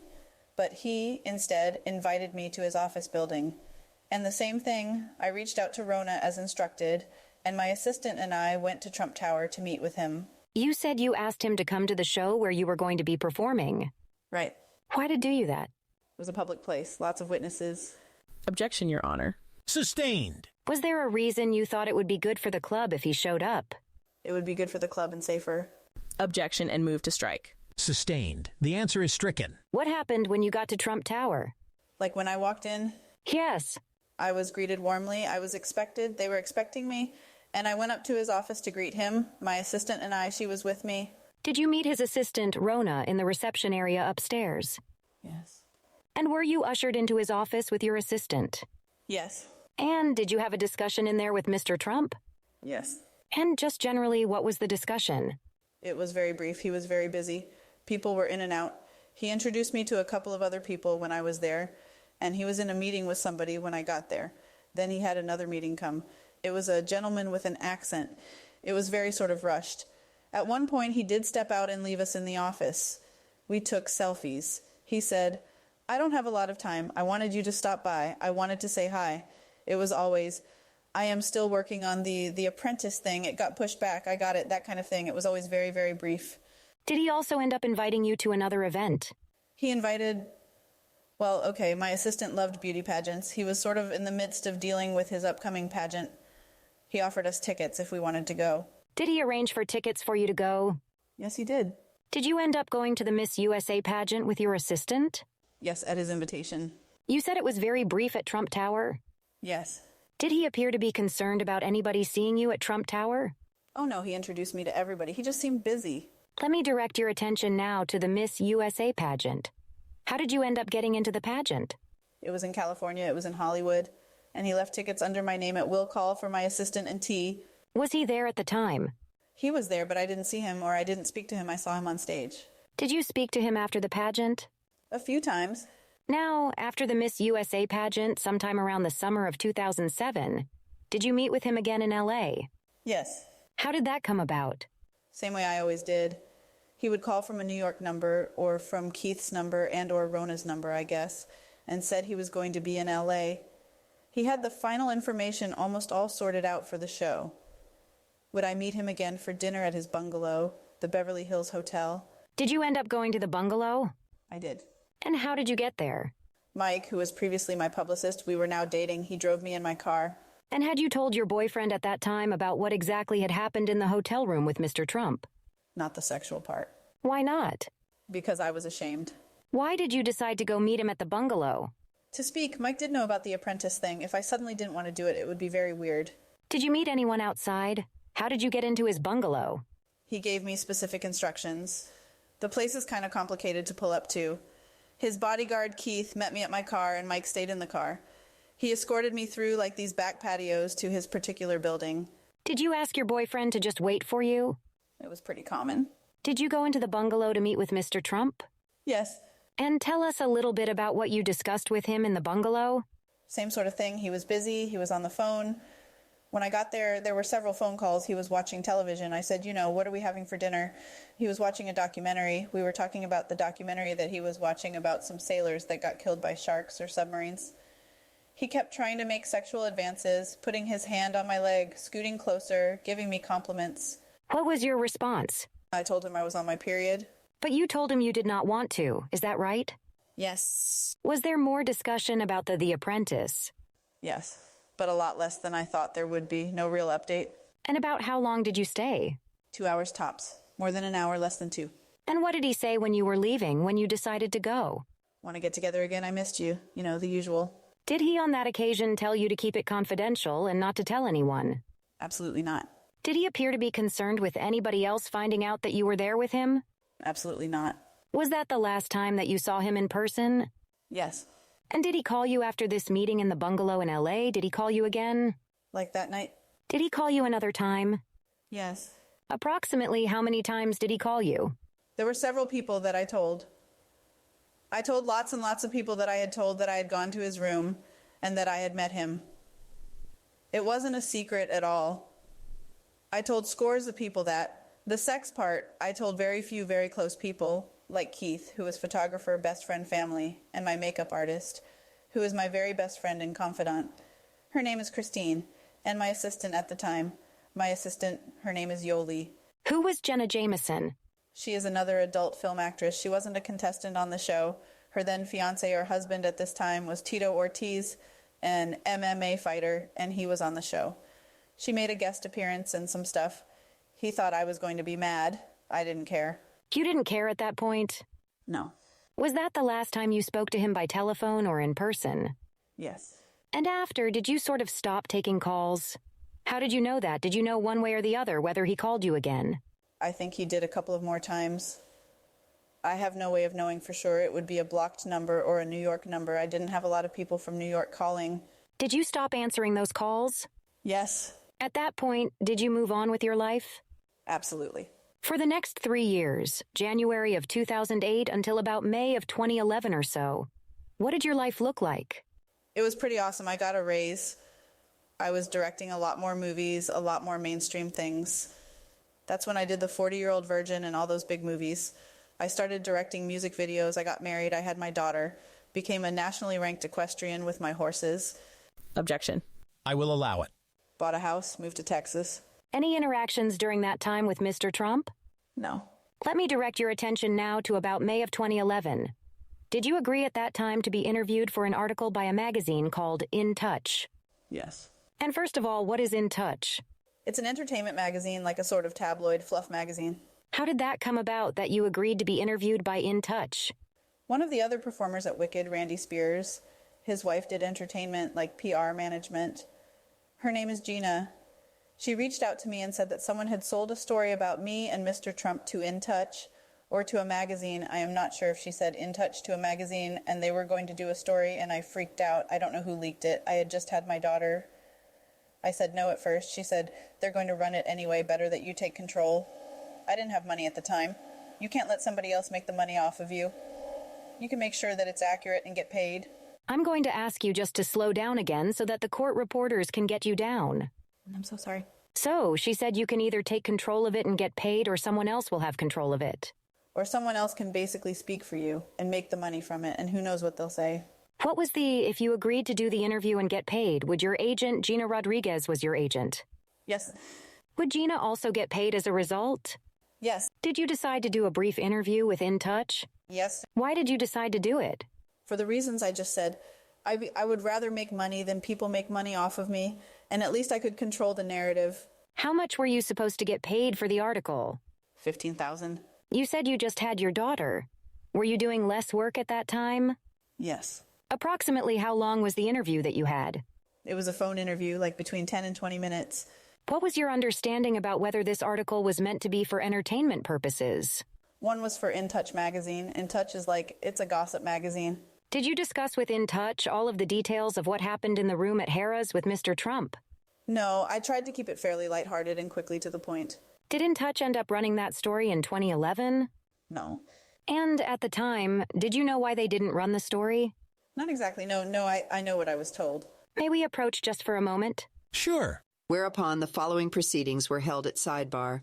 Judge, we're now at the point at which I would elicit that in 2011, she had an encounter in a parking lot with a gentleman who said, "Leave it alone," about the article.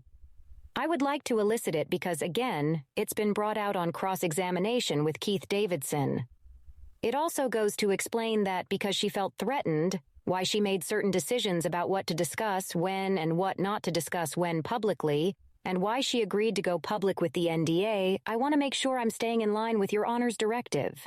She didn't make this claim at the time. It's much later that she starts saying she was threatened. In 2018, she said she was threatened. In 2011, she'll say she didn't tell anybody about it. We'll get into that whole sideshow. And it puts a specter of... Are you bringing that in on cross-examination? If she brings it in? It's already been brought up. What did the person say? She was in the car with her daughter, and the person said, "It would be a shame if something happened to your daughter." They brought it out, and it's been the basis for the defamation claim. That's how they brought it out. Remind me how? In the opening statement, they said the courts have decided how she owed him legal fees. Michael Avenatti, in 2018, released a sketch of a man in the car who threatened her. Mr. Trump said, "It's a con job." Mr. Avenatti said it was not. Mr. Avenatti said it was defamation. The court said it was hyperbole and not defamation. Mr. Trump, as a result, was awarded legal fees. They brought it out on cross-examination. I don't want to leave it to their cross-examination. We're going into the fact that she owes money to Trump and she hasn't paid it.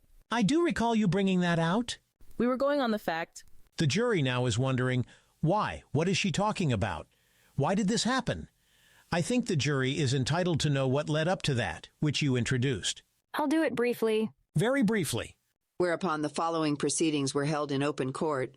Ms. Daniels, some weeks after you were interviewed by In Touch, did you have an experience in about June of 2011 with an encounter in a parking lot in Las Vegas? Yes, I did. Will you tell the jury just briefly what happened? My daughter, who was an infant at the time, my daughter and I went to postpartum, like a workout for a mommy and me workout thing. And I was approached by a man in the parking lot in Las Vegas, in the center of a shopping center that the class was located in. And I thought he was the father or the husband of one of the other women in the class. And he approached me and said that he threatened me not to continue to tell my story. When you say to continue to tell your story, about who? About my encounter with Mr. Trump. Did you tell the police at the time? No. Why not? Because he told me not to say anything at all. And I was scared. And I didn't want more of the story coming out. My daughter's father also was struggling with his own personal issues at the time. So, did you tell your boyfriend at the time? No. About the encounter? No. That's because you were concerned about him? Objection to leading. Sustained. Why did you not tell him?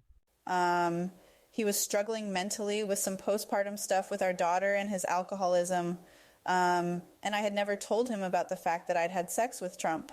So for me to tell him then, at that moment, when his whole world was exploding, would have just not been good at all on any level. Now, let me direct your attention to about October of 2011. Did you become aware at around that time that an article had come out and been posted online about your encounter with Mr. Trump on a site called the Dirty.com? Yes, Gina called and told me. Would that be Gina Rodriguez? Yes. Can you just tell the jury what is the Dirty.com, first? It is not a site that I look at, so I'm not entirely sure. But it is the online equivalent to a tabloid. Gossip site. Trash site. You said Gina Rodriguez told you there was something up on the Dirty.com? Yes, she called and told me about it. I think she might have sent me a link, and I looked at it. It's not a site I looked at the time. celebrity gossip site. Did you provide information to that site? No, I never even heard of that site at that time. Were you concerned about it being up at the time?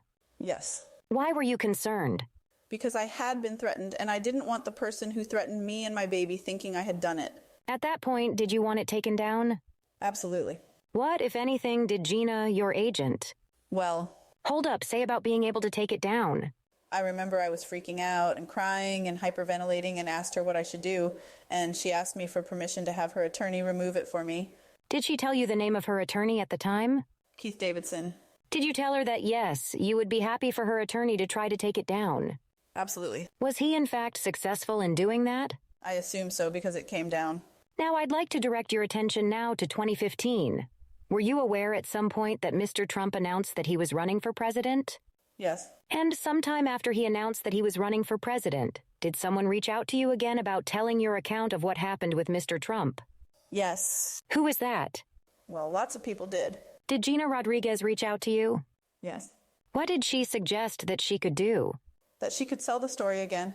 And did she suggest that in terms of selling the story, that money could be paid to do this? Of course, that's the reason to sell it. Did she say that she could make money as well? Yes, of course. Did there come a time that you had a conversation with a friend of yours who was also an attorney Yes. about whether you should publicly tell your story? Objection, Your Honor. Sustained. Without telling us the substance, withdrawn. Did you have a conversation with a friend of yours who is an attorney? Lots, yes. And this particular friend who you had a discussion with, were you seeking legal advice from him? No, I was just having lunch with him. And did you decide, based on a conversation with him, about what you should do about getting the details of your story out? Yes, I do remember asking him what he thought about the Gina situation because I had been threatened. And he said that he thought it was really a really good idea, that he was concerned about my safety. Objection, Your Honor. Sustained. Move to strike. Stricken. Did your conversation with him guide your decision to have your story documented or out there in some way? Yes, he helped me set up a press conference that we didn't end up doing. Did your conversation with him and what happened to you in the parking lot in Las Vegas in 2011 guide your decision about telling your story as a way to make sure that it was documented and out there? Yes. And did you have an understanding at that time or belief that by doing that it would keep you safer in some way? Objection, Your Honor. Sustained. Well, did it guide your decision in general about what to do? Absolutely. Did you decide to let Gina try to sell your story to some news outlets? Yes. Do you recall in early October of 2016 the Access Hollywood tape coming out publicly? Yeah. You know what that is? You're aware of what that is? Yes, Gina had actually told me about it. Before the Access Hollywood tape came out, was Gina trying to sell your story to news outlets? Yes. Was she successful in doing so before that Access Hollywood tape came out? No. Now, after the Access Hollywood tape came out, did Gina have some conversations with you about her ability to try to sell the story after it came out? Yes. What in substance did she tell you? In a nutshell. Objection, Your Honor. Sustained. Did you continue to agree at that time that she could sell your story to news outlets? Yes, I told her she could keep trying. More people were calling. What you described for the jury previously about your encounter with Mr. Trump in the hotel room, your seeing him on a number of other occasions, the telephone calls from Mr. Trump to you, is that generally what you would have described to the news outlets at that time in October of 2016, if you had been thoroughly interviewed? Objection. Sustained. At that point, in October of 2016, was Gina's focus and your focus on selling the story to the news outlets? Yes. Did you have any intention of approaching either Mr. Trump or Michael Cohen, his attorney, to have them pay for your story? No, my motivation wasn't money. It's to get the story out. That was, in part, guided by your experience in 2011 and your conversations with. It was motivated out of fear, not money. Did there come a time that you learned, in approximately October of 2016, that Donald Trump and Michael Cohen were interested in buying the rights to your account? Yes. And how did you learn that? Gina told me. And approximately when was that Gina told you that there was interest there in paying for your story? In October. May at the earliest, latest September, but it was October, I believe. Yeah, October. And it was after release of the Access Hollywood tape. Yes. Now, who did you understand when Gina told you that? Who did you understand that Michael Cohen was representing at the time? Donald Trump. And did you understand at the time that they would pay for your story, for you not to release it publicly? Yes. Objection to the leading, Your Honor. Sustained as to leading. What did you understand they were interested in paying you for? They were interested in paying for the story, which was the best thing that could happen because then my husband wouldn't find out. But there was still a documentation of a money exchange and a paperwork exchange so that I would be safe and the story wouldn't come out. Objection, Your Honor. Overruled. Were you told by Ms. Rodriguez how much in total would be paid from Donald Trump and Michael Cohen to purchase the rights to your story? $130,000. And how did you feel about that $130,000 at the time? Didn't care. I didn't care about the amount. It was just to get it done. Were you happy? Of course. Well, of course. It's money, but the number didn't matter to me, and I didn't pick the number. And did you negotiate that number at all? No. Why didn't you ask for more money? Because I didn't care about the money. What was your financial outlook in that time in October of 2016 relative to earlier years? It was the best it had ever been. I'm sorry? The best it had ever been. Instead of directing 5 movies a year, I directed 10. I had gotten several raises. I bought a house. We no longer lived in California, which was really expensive. And I was able to go back to work. I was working for a while, but it was on camera and on stage. Things were good, very good. I was winning with my horses, too. Let me direct your attention to October 10th, 2016. Were you presented on that date with an agreement to sign at that time? Yes. Tell us how that occurred and what sort of an agreement. It was an NDA. Explain to the jury what an NDA is, what your understanding of an NDA is. NDA stands for non-disclosure. It is a contract between people or parties to keep information secret. And who did you understand was the beneficiary of that NDA? Donald Trump. Who was representing him at the time? Michael Cohen.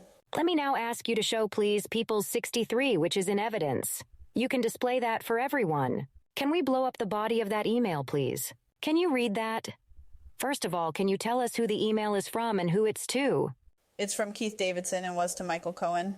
Who was Keith Davidson in relation to you at this point? He was acting as my attorney. He was Gina Rodriguez's attorney who handled this sort of thing for her. Did you understand he would handle this NDA for you?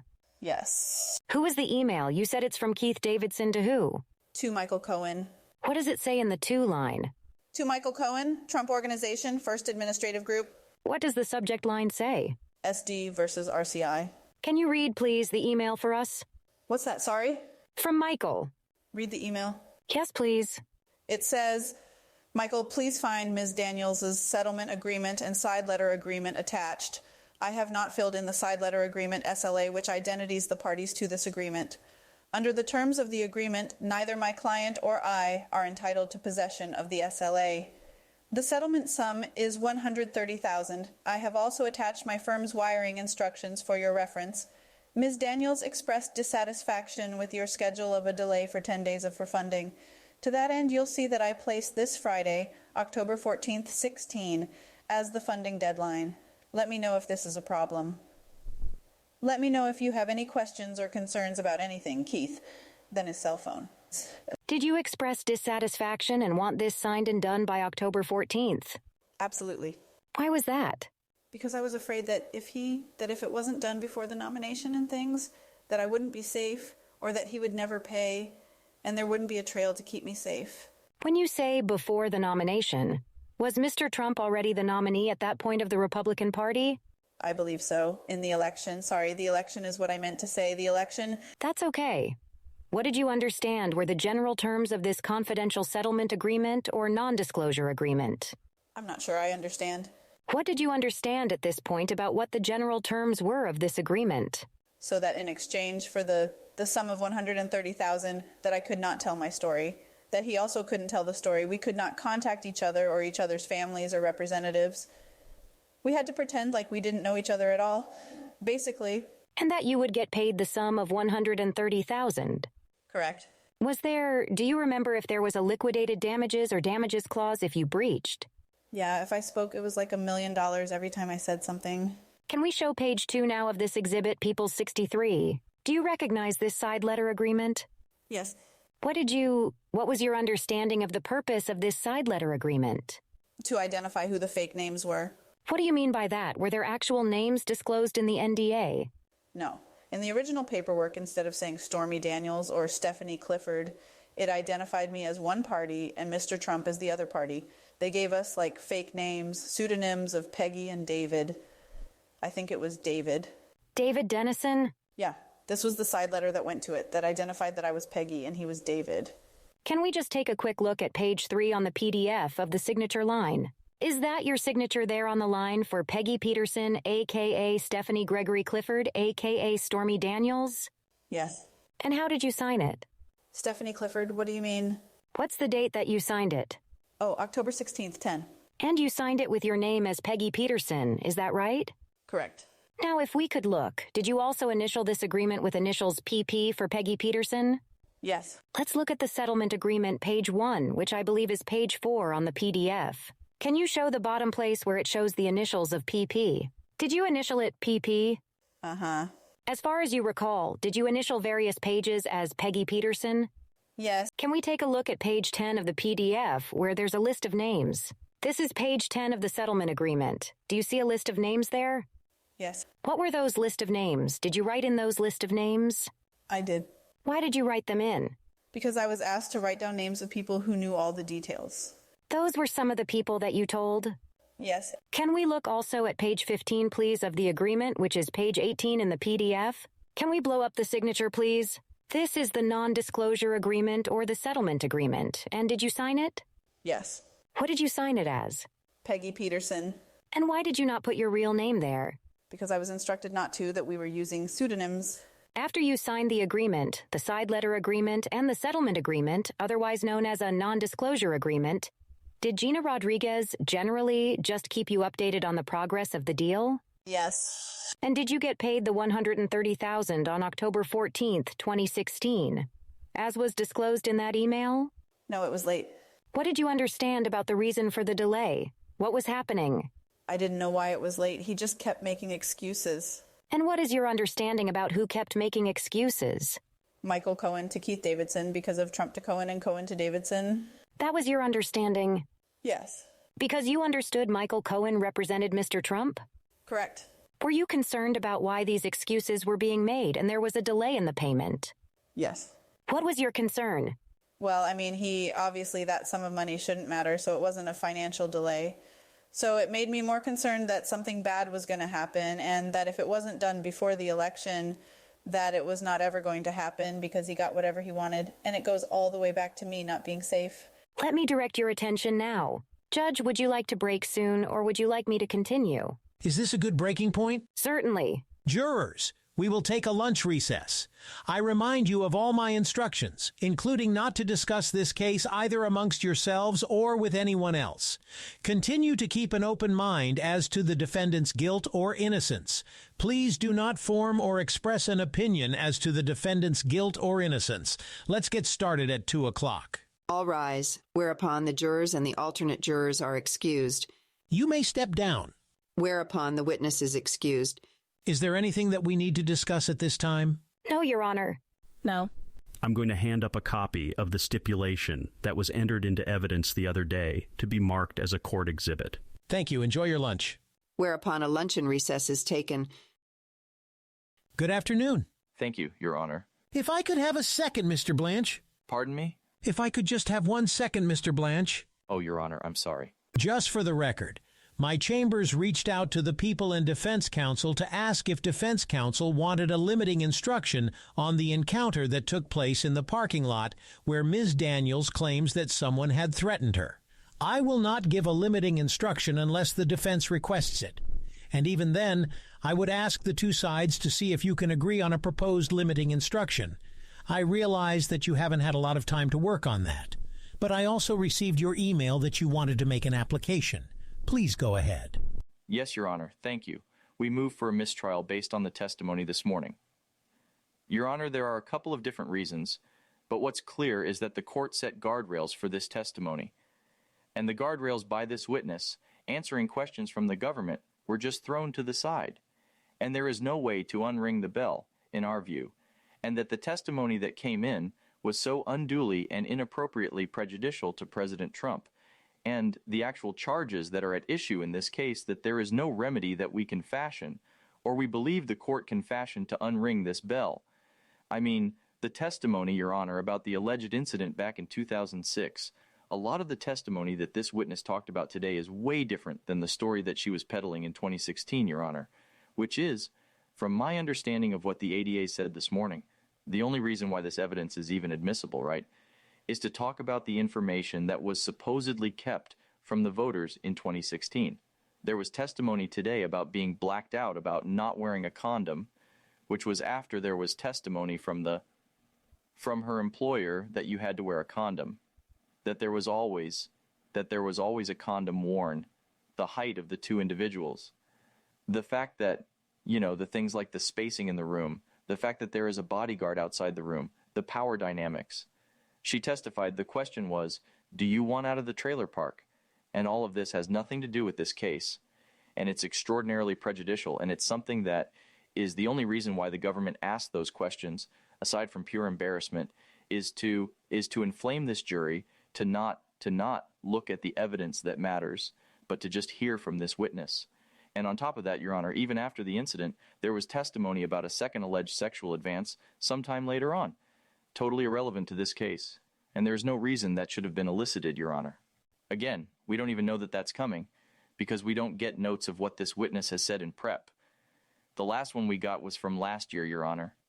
She testified that there was communications with President Trump afterwards, and that she thought something bad was going to happen, and that she was worried about not being safe. She then repeatedly testified about purported alleged meetings with President Trump, and with every single one she qualified that it was in an open place, in a public place. What's the jury to do with that? And for many of those you sustained objections to, Judge, and that is true, but it was said repeatedly, and the jury hears it. And I'm sure that the transcript will say, objection sustained by Your Honor, but it's still extraordinarily prejudicial to insert safety and safety concerns into a trial about business records. And, I know Your Honor knows this, but this is exactly what President Trump was, what we raised with the court, seeking an adjournment based upon Ms. Daniels' changed testimony. For years, including up to 2016, which is when she was peddling this story, she talked about a consensual encounter with President Trump that she was trying to sell. That's what Mr. Davidson talked about. That's purportedly what Mr. Cohen was told, and that's not the story that we heard today. We heard a completely different story, and the reason why that matters is because, of course, we are going to cross-examine her on the fact that her story has changed. And I'm sure the government will then say, we've opened the door, and then they can then go ahead and ask even more questions about what she wants to say about what happened in 2006. But it's so prejudicial in a case about an NDA, and whether there were false records placed on the Trump Organization's books in 2017. And, I think Your Honor knew that this was an issue by setting up guardrails along the way in this morning, but now we've heard it, and it is an issue, and it's not how can you unring the bell. And we are going to cross-examine her shortly, presumably, and talk about and then elicit the fact that she denied twice. There were articles that said that she denied it, that she denied this took place, but that's not really the issue. That's going to be the cross. The issue is she has testified today about consent, about danger. That's not the point of this case. That's not the point of her testimony, and that's not what she was peddling. Not what she was peddling. That's not the story that she was selling in 2016, and now we're here.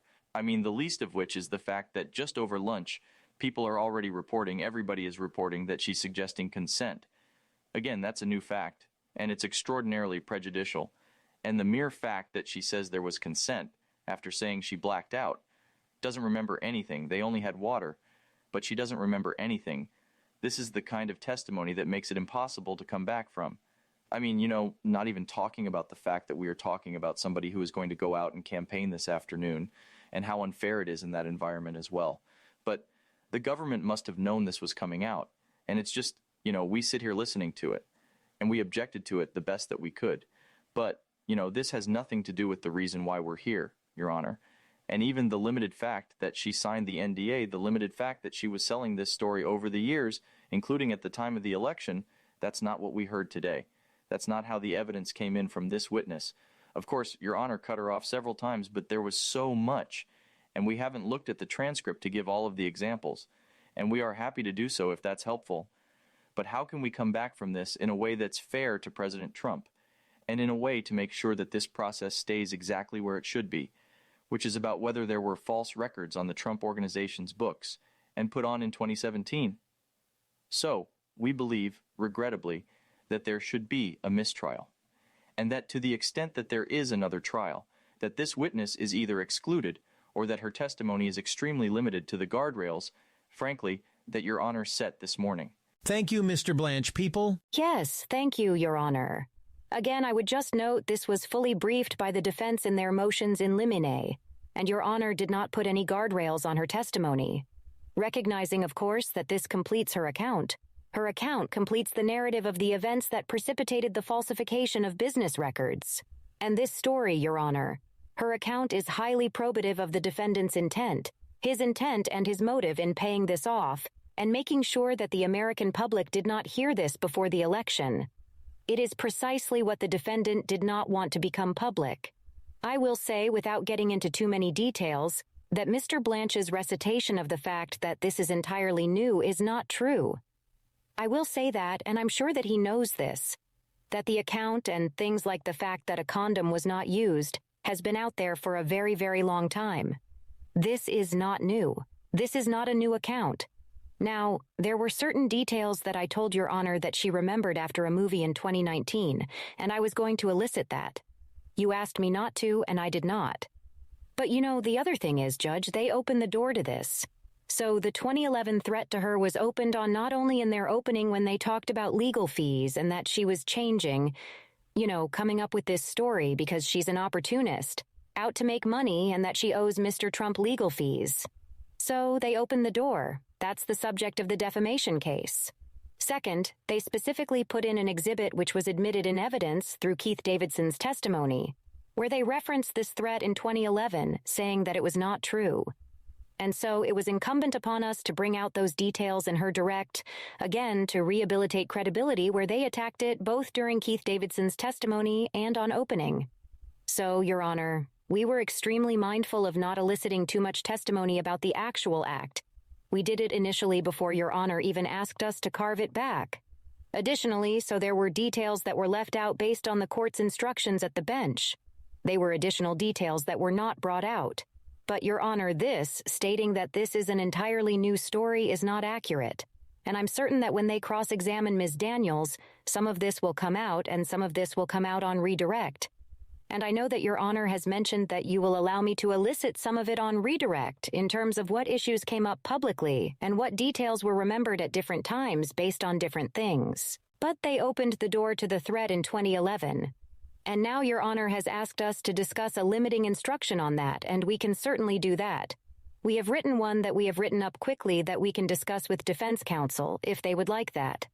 But Your Honor, this goes directly to her credibility, which they attacked, and while I'm sure will continue to attack, they opened the door in their opening, they opened the door in Keith Davidson's testimony, and these are not all new details. But at the end of the day, Your Honor, this is what defendant was trying to hide. And in terms of the payoff in 2016 before the election, this is an exhibit, if you would, of what they were trying, what Mr. Trump wanted to make sure didn't get disclosed. We have carved back details. We have been mindful of Your Honor's decision, and we have carved it back even before them. So I don't think there is any basis for a mistrial, Your Honor. Thank you.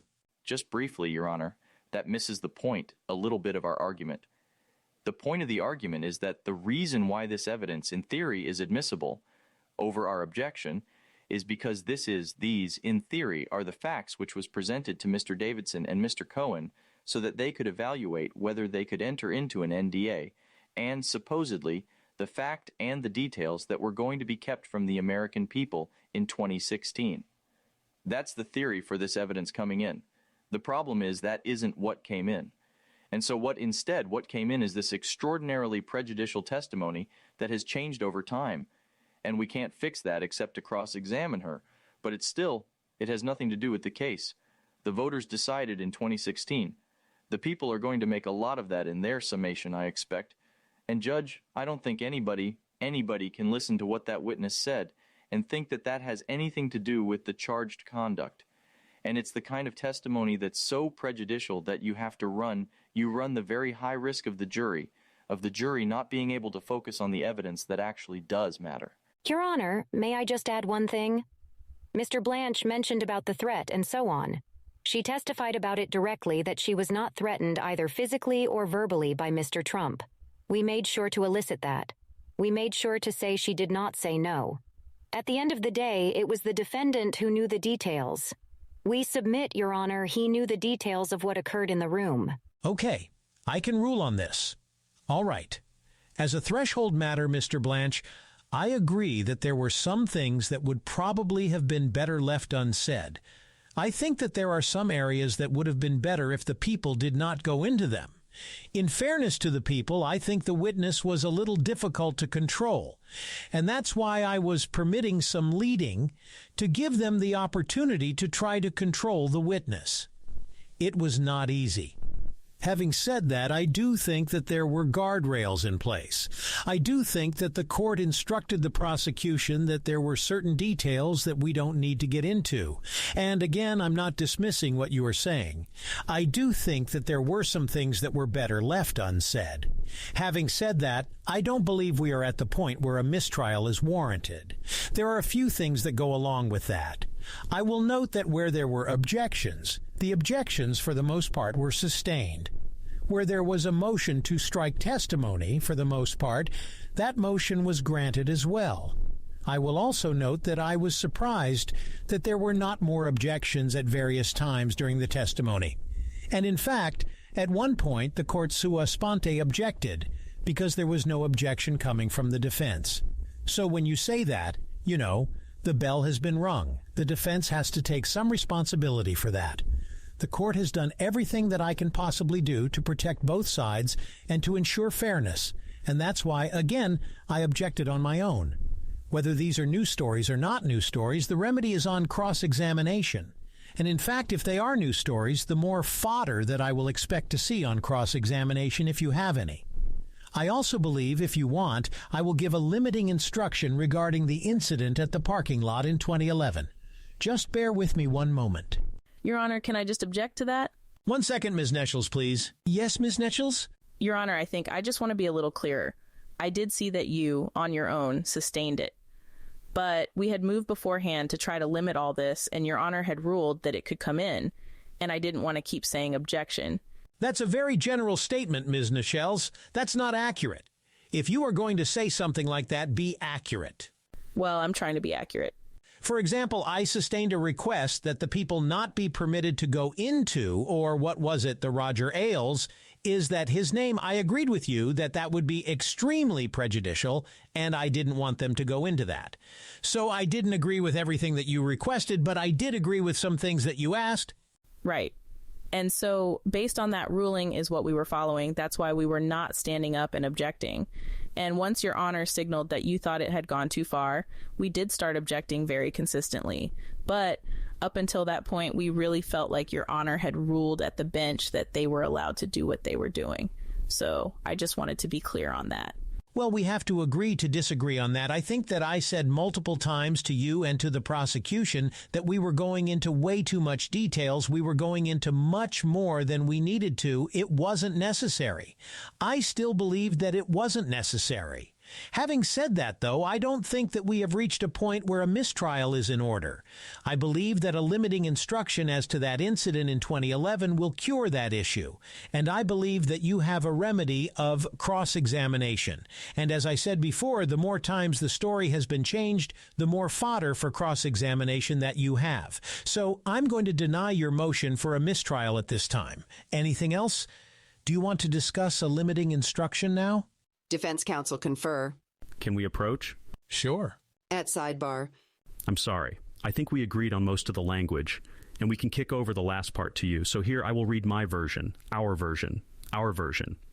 And then I will read their version. Our version is, you have heard testimony from Ms. Daniels regarding a 2011 incident in which she testified about being threatened in a parking lot.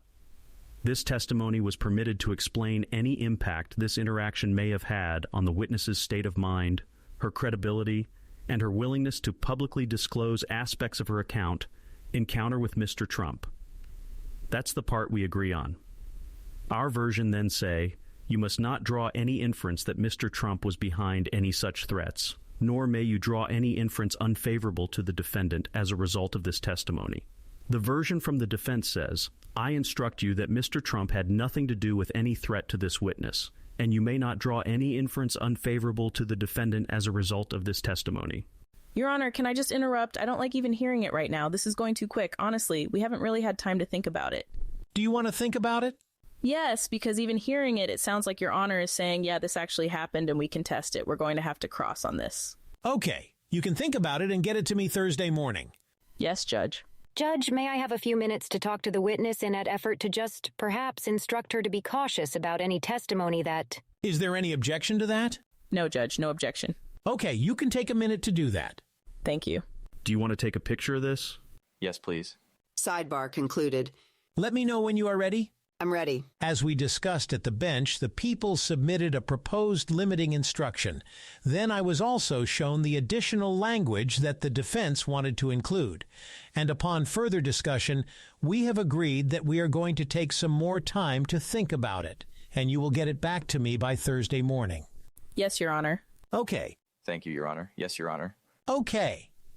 So, with the consent of defense counsel, Ms. Hoffinger has stepped out for a minute to give some instruction to her witness and make sure that the witness stays focused on the question and just gives the answer and does not provide any unnecessary narrative. Ms. Hoffinger, have you had a chance to speak to your witness? Yes, Your Honor. All right, thank you. Let's get the witness, please. Witness entering. The witness, Stormy Daniels, enters the courtroom and resumed the witness stand. Good afternoon, Ms. Daniels. Good afternoon. I remind you that you are still under oath. Let's get the jury, please. Jury entering. Jury enters. You may be seated. Do both parties stipulate that all jurors are present and properly seated? Yes. Yes. Good afternoon, jurors. I apologize for keeping you waiting. We will get started now. Ms. Hoffinger. Thank you, Your Honor. Good afternoon, Ms. Daniels. Good afternoon. When we left off, we were discussing some of the delays in payment and in dealing with Michael Cohen and Mr. Trump. Let's put up what's in evidence, please, as People's Exhibit 282. And can we start from the email at the bottom, please? Just blow that up. Can you see who this is an email from and who this is to, Ms. Daniels? Yes. Can you read the email for us? From Keith Davidson to Michael Cohen. Michael, I have been charged by my client with forwarding the below message. We have a written settlement agreement which calls for settlement payment to be sent by the end of business this past Friday, October 14th, 2016. No payment was received. We spoke on Friday, October 14th, and you stated that funds would be wired today, October 17th, 2016. No funds have been received as of the sending of this email. My client informs me that she intends to cancel the settlement contract if no funds are received by 5 p.m. Pacific Standard Time today. Please call me if you have any questions. Keith. And then his number. And can you just read the top email, please? If you can blow up the top email. To Michael Cohen from Keith Davidson. Please be advised that my client deems her settlement agreement canceled and void. I have no idea what that is. Ab initio. Ab initio. Please further be advised that I no longer represent her in this or any matter. Did you authorize the cancellation of this deal at this point? Yes. And why was that? Because the funds hadn't been sent. Now, during the time that the deal was being delayed and when you canceled this and your lawyer on your behalf canceled it, did you speak to a news outlet? Yes. Was it Slate? Yes. And was Slate going to pay you for that? No. Now, at some point, did the deal with Donald Trump and this NDA get revived? Yes. Let's put up, please, for everyone. People's Exhibit 276 in evidence. On or around October 28th of 2016, were you given another NDA or settlement agreement and side letter agreement to sign? Yes. And is this it? Yes. And were the terms in this agreement on October 28th essentially the same terms as the earlier agreement that you had signed on October 10th of 2016? Yes, just with different dates.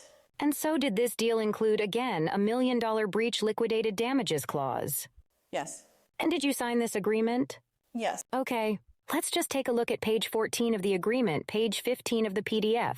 And can we blow up the signature bottom right, please? Thank you. Is that your signature? Yes. Above PP. Yes, it is. And what did you sign it as? What name did you sign? Stephanie Clifford. And can we just zoom out for a second and look bottom left as well to the initials PP? Did you sign your initials there? Yes. What initials did you put in over PP? SD. And is that stands for what? I think that's what it is. Honestly, I don't remember. Okay, is that for Stormy Daniels? Uh-huh. And did you sign each of the pages of this agreement way over the initials of yours? Yes.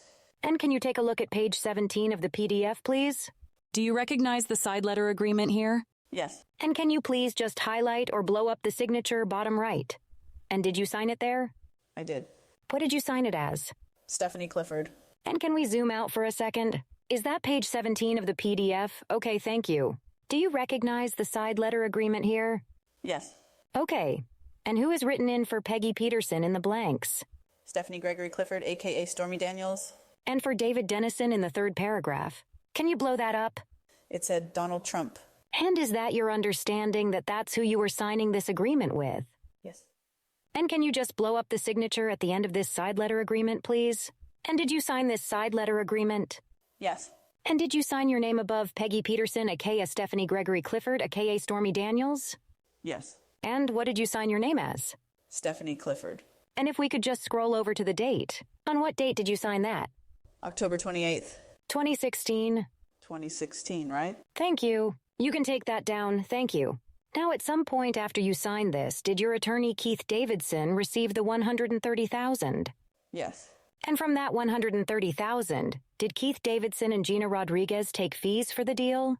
Yes. And after they took their fees, did you end up with approximately $96,000? Approximately, yes. I would like to direct your attention now to November 4th of 2016. Let's show People's 180 in evidence, please. Do you recognize this article that came out in the Wall Street Journal concerning the National Enquirer and Karen McDougal? Yes. Now, shortly before this article came out, did the Wall Street Journal reporters reach out to you for a comment? Yes. And did you respond to their request for comment? No. Can we please show page 4 of this exhibit, please? I think it's paragraph 4. Can you read that? An ABC spokesperson declined to comment on Ms. McDougal or Ms. Clifford. Actually, I think it's a different line. Maybe we could blow it up. How? One moment. Do you see the last two sentences? The last sentence? Yes. All right. Do you see that it says, Ms. Clifford cut off contact with the network without telling her story? She didn't respond to requests for comment. Correct. Did that confirm the fact that you declined for comment? Yes. And why didn't you comment for this article? Because I had an NDA. And you were respecting the terms of that NDA? Yes. And was Mr. Trump elected president approximately 4 days after this article came out on November 8th, 2016? Yes. You can take that down. Thank you. So let me ask you in 2017 briefly, what was your life like in 2016-17? Probably my best year ever. I was writing and directing very successful films. I wrote and directed one of the most expensive adult movies ever and successful adult movies ever made, especially by the company that I worked for. Finally won my Best Director award. My horse that I purchased in Ireland was ranked 8th in the country. That was a dream of mine. My daughter was a straight A student. I owned a house in Texas with really wonderful friends. My neighbors in my neighborhood, they had no idea that they lived next door to Stormy Daniels. They just knew that I was... Objection, Your Honor. Overruled. They just knew that they lived next to, I won't say my daughter's name, Mom. And it was really good, actually. And you continued to abide by the non-disclosure agreement? Of course, yes. And you did not say anything publicly about Mr. Trump during that time, right? Right, or privately. Let me direct your attention now to January 10th of 2018. Did you come to learn that the Wall Street Journal was planning to write an article now about your experience with Mr. Trump and the $130,000 payment? Yes. And did the Wall Street Journal reach out to you for comment? Yes. And did you comment? No. Why not?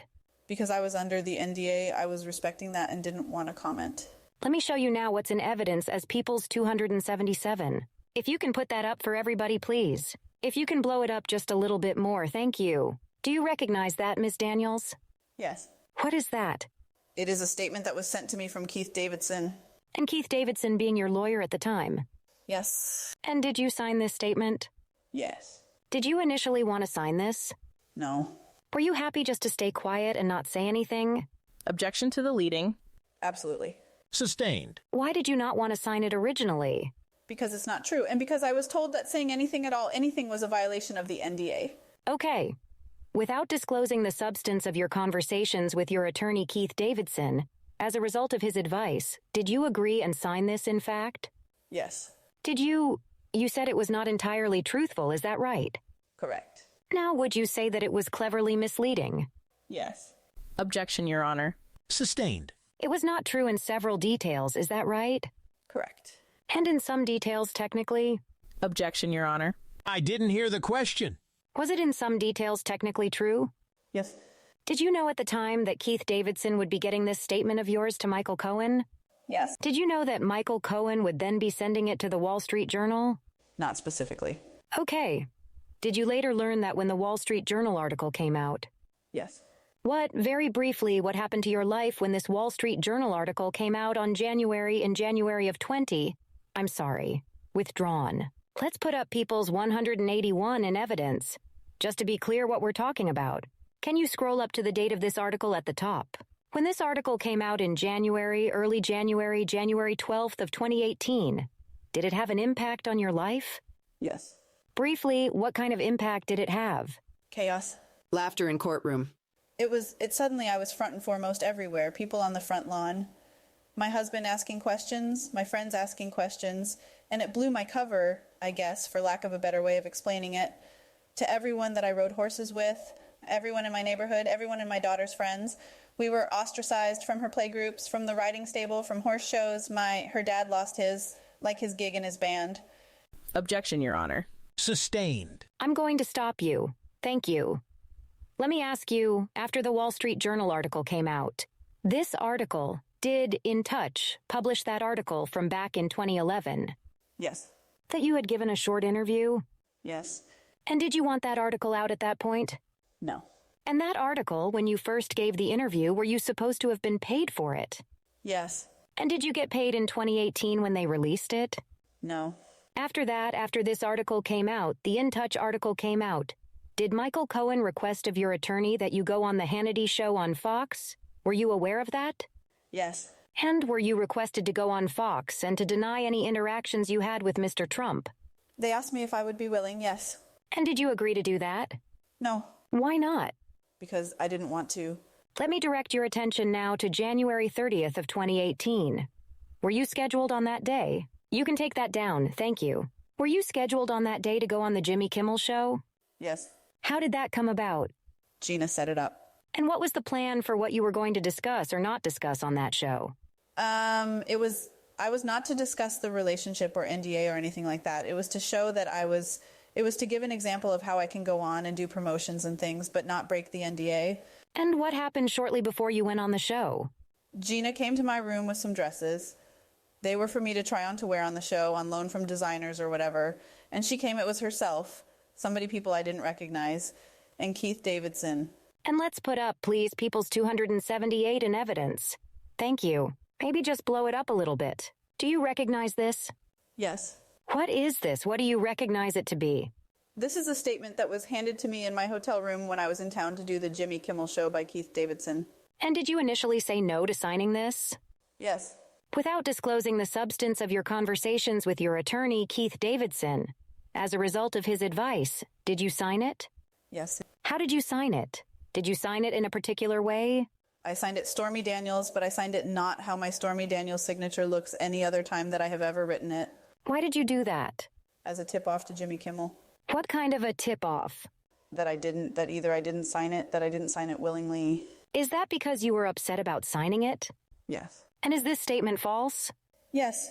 You can take that down, thank you. Now, did there come a time in February of 2018 that you became aware of Michael Cohen making certain public statements about his paying you and... Objection leading. Sustained. What, if anything, did you become aware of in February of 2018 in terms of public statements made by Michael Cohen about these issues? The articles and the quotes to journalists started to have more details that they wouldn't have gotten unless they got it directly from somebody. And then I found out that Michael Cohen was... Objection. I found out that he was shopping a book. Objection to the hearsay. Sustained. Did you believe that some of what Michael Cohen was saying publicly was not truthful? I'm not sure. Well, did you believe that Michael Cohen was making certain assertions about what did or didn't happen between yourself and Mr. Trump? Was he denying that you had an encounter with Mr. Trump? No, he was saying that I did, and he was the fixer. Okay. He was making certain public statements that upset you, is that right? Yes. And why was it upsetting to you? Because he could talk about it, and I couldn't. Around this time, around February of 2018, did Michael Cohen try to prevent you from coming out and telling the truth about what occurred? I'm not sure if it was Michael Cohen. Okay. Did Michael Cohen file or have lawyers file a temporary restraining order against you in about February of 2018? Yes. And can you just explain what your understanding was of that temporary restraining order? It was to keep me from speaking, or that I would be held accountable for the $1 million that was mentioned in the NDA. Per episode. And following around that time after you were served, around the time you were served with the temporary restraining order, did you hire another lawyer at that time? Yes. And who you hire? Michael Avenatti. And did you hire him to try to get out of the NDA at that point? Yes. Why did you want to get out of the NDA at that point?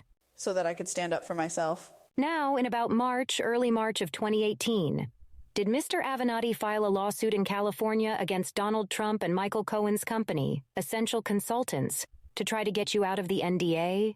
Yes. After your lawyer, Michael Avenatti, filed that lawsuit to get you out of the NDA, did you also go on 60 Minutes to speak to Anderson Cooper? Yes. Why did you do that? To get my story out. And you did that even though there was a risk that you could be held responsible for breach of the NDA? Yes. Is it your understanding that by the fall of 2018, Mr. Trump and Michael Cohen agreed not to enforce that NDA that you had signed? Yes. And so was it your understanding that you were then legally free from the NDA so that you could speak publicly and freely about who occurred? Yes. Was it your understanding that the court in California actually found that you were the prevailing party in that suit to free you from the NDA and therefore awarded you legal fees? Yes. And were those legal fees, did they total approximately a little under $100,000? Yes, just under $100,000. And after you were free from that NDA as a result of what we just discussed, did you publish a book? Yes. What was the name of that book? Full disclosure. And what is that book about? It's mostly about my life. It starts when I'm 2 years old, actually, all the way up until, I think it ends in June of 2018. And did you include in the book some descriptions of what happened with Mr. Trump? Yes. Did you include in that book every detail of what occurred in the room with Mr. Trump in his hotel, Harrah's? Not every detail, no. Does the book also include some difficult experiences that you had as a child? Yes. And did you disclose in the book, for the first time publicly, some of the details of what happened to you as a child? Yes. Was the book edited to some degree? Yes. Who edited it? 2 people. The person who helped me write it and edit it for spelling and grammar. And fact-checking was Kevin O'Leary, who was hired by the publisher. He mostly transcribed everything I wrote and did some editing. And then I found out later that Michael Avenatti did some editing as well. And did you earn some money from the publishing of that book? Yes. And that was your hard work in writing that book on... Objection, Your Honor. Sustained. Was it your work on that book that you were paid for? Yes. And aside from making money and publishing that book, were there other reasons as well that you wrote that book? Yes. And what were those reasons generally? So that my daughter would have an account from her mom's own words of what I had been through and... From the various aspects of your life, right? And the reasons why I did the things that I did. Now, did there come a time in April of 2018 that your then lawyer, Michael Avenatti, also filed a defamation case on your behalf against Donald Trump? Yes. Did you want him to do that? No. Why did you not want him to do that? Objection. Overruled. You can answer. It just seemed really risky, and it didn't seem like something that could be won. It seemed like a bad choice. Not worth it, I guess. Was the basis of that defamation claim about what happened? Yeah. In the parking lot? Before you answer, just wait a minute. Was the basis of that defamation claim withdrawn? In April of 2018, did Mr. Avenatti release a sketch of the man who you believed you had that encounter with in 2011? Yes. And in response to that sketch, did Mr. Trump tweet that the sketch was essentially a con job? Yes. And to your understanding, was that defamation case filed based only on that tweet about whether the sketch was a con job? Yes, it was about the tweet. Did the defamation claim have anything to do with whether or not you were paid for the NDA before the election? No. Did the claim of defamation have anything to do with whether or not you had a sexual encounter with Mr. Trump or any other interactions with him? No. What is your understanding about whether the court in that case made any finding with respect to your credibility whatsoever? There were none. Is it your understanding that the court determined in that case that Mr. Trump was free to tweet con job because it was what the court called rhetorical hyperbole? Correct. And is that the reason for something like just an exaggeration? Yes. And as a result of that, the court's finding was that Mr. Trump was entitled to make that tweet. Did the courts in California award Mr. Trump some legal fees? Yes. just as they had awarded you legal fees earlier. Objection to the leading, Your Honor. Sustained. Is Michael Avenatti still your lawyer? No. Why is he not still your lawyer? Objection, relevance. Overruled. You can answer. Because I fired him, and then later he was found guilty of stealing from not just myself, but from several clients, and he was disbarred and is in prison. Was he found guilty in the criminal case in which you testified? Yes. And were you cross-examined in that case? Yes. And the result was that he was found guilty? Objection, Your Honor. Sustained. Move to strike that. The answer is stricken. Have you, as a result of the court in the defamation case awarding Donald Trump some legal fees, and you're being awarded some legal fees in the NDA case, were some of those offset against each other so that you actually paid off some of those legal fees that the court said that you owed Mr. Trump? Objection to leading, Your Honor. I will allow it. You can answer. Yes. And have you paid yet all of the legal fees that the court said that you owe Mr. Trump as a result of the defamation case? No. Why not? I'm sorry, what was that? Why haven't you paid those yet? Because I don't have the means to pay that kind of funds, and because I didn't think it was fair. Now, in July of 2023, did Mr. Trump file a proceeding in Florida to recover those additional legal fees? Yes. And do you have a lawyer assisting you with those proceedings? Yes. And is one of those lawyers here in court with you today? Yes. What is your understanding about whether the outcome of this case will have anything to do with the outcome of that proceeding about the legal fees? It won't. So is there any relation whatsoever to your understanding? No. Let me direct your attention now to February of 20. Did you agree and go on and participate in Michael Cohen's podcast at that time? Yes. Why did you agree to do that? Because I wanted him to apologize to me. And did he apologize to you on that podcast? And he did. Was that the first time you had ever spoken to him? Yes. And generally on that podcast, did you discuss a variety of things? Yes. Including your encounters with Mr. Trump? Yes. And did you agree to go on another podcast of Mr. Cohen's in January of 2022? Yes. And generally, why did you go on again? Because we had a good rapport, and this time around he wanted to ask specifics as to the Michael Avenatti case. And is that generally mostly what you discussed on that? On the second podcast, yes. Now, you mentioned earlier that you were featured in a documentary, is that right? Correct. And what was it called? Stormy. And what was it about, generally? The same as the book. It was generally about my life, focusing more on the 2 years of 2018 and 19. Did it also include information about your experiences with Mr. Trump? Yes. And were you paid to appear or participate in the documentary? No. Well, not paid to appear or participate in it. Did the production company agree to pay you $125,000 for the licensing rights to your materials and your book? Yes. And how much of that have you been paid so far? $100,000. And is that the sum total of money that you had received or will receive from that documentary? Yes. Now, in addition to the money that you received in connection with that documentary, that, meaning the licensing rights, was there another reason that you agreed to do the documentary? Yes.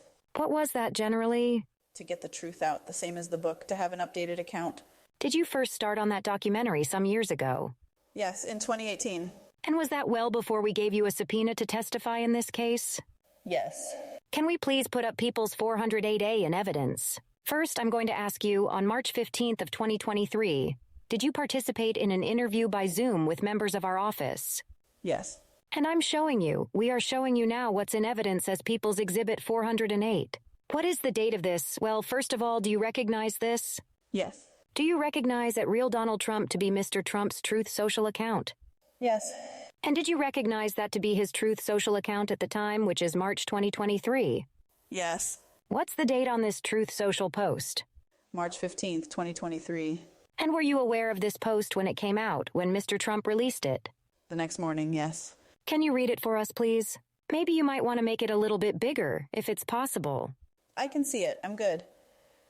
I did nothing wrong in the Horseface case. I see she showed up in New York today trying to drum up some publicity for herself. I haven't seen or spoken to her since I took a picture with her on a golf course in full golf gear, including a hat close to 18 years ago. She knows nothing about me other than her con man lawyer Avenatti and convicted liar and felon jailbird Michael Cohen may have schemed up. Never had an affair with her. Just another false acquisition by a sleazebag. That's a typo, I guess, by sleazebag. Period. Witch hunt! Exclamation point.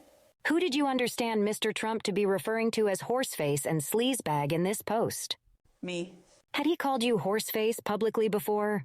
Yes. And has he also called you sleazebag publicly before? Yes. Has he called you sleazebag since this post? Yes. Is Mr. Trump's statement in this Truth Social post that he hasn't seen or spoken to you since he took a picture with you on the golf course? Is that true or false? False. Why is it false? Because I met with him numerous times after that and him on the phone countless times. So, in other words, the times that you described here? Shaking head. In his hotel room, the next day at Trump Tower, at the Les Deux in LA, and this is a LA hotel, in addition to... Objection to the leading, Your Honor? Yes. Sustained. Your Honor, may we approach for a moment? Sure. Whereupon the following proceedings were held at sidebar. I just want to be inordinately careful. I'm about to ask what the effect, if any, it had on her. You previously ruled we are allowed to elicit information from subjects from these truths or tweets. What is the answer you expect? It was frightening for her. She didn't feel good about it. And I'm sure it had a chilling effect. Is that it, or is she going to talk about threats made to her or things like that? I'll ask generally what effect it had on her, seeing this. Judge, we can't unring it if she comes out and says that. I agree. I think, given the discussion we had earlier, I think it's best to stay away from that. Will do. That's why I asked to approach. Thank you. Whereupon the following proceedings were held in open court. Thank you, Your Honor. I have no further questions. Thank you, your witness. Thank you. You may inquire. Thank you, Your Honor.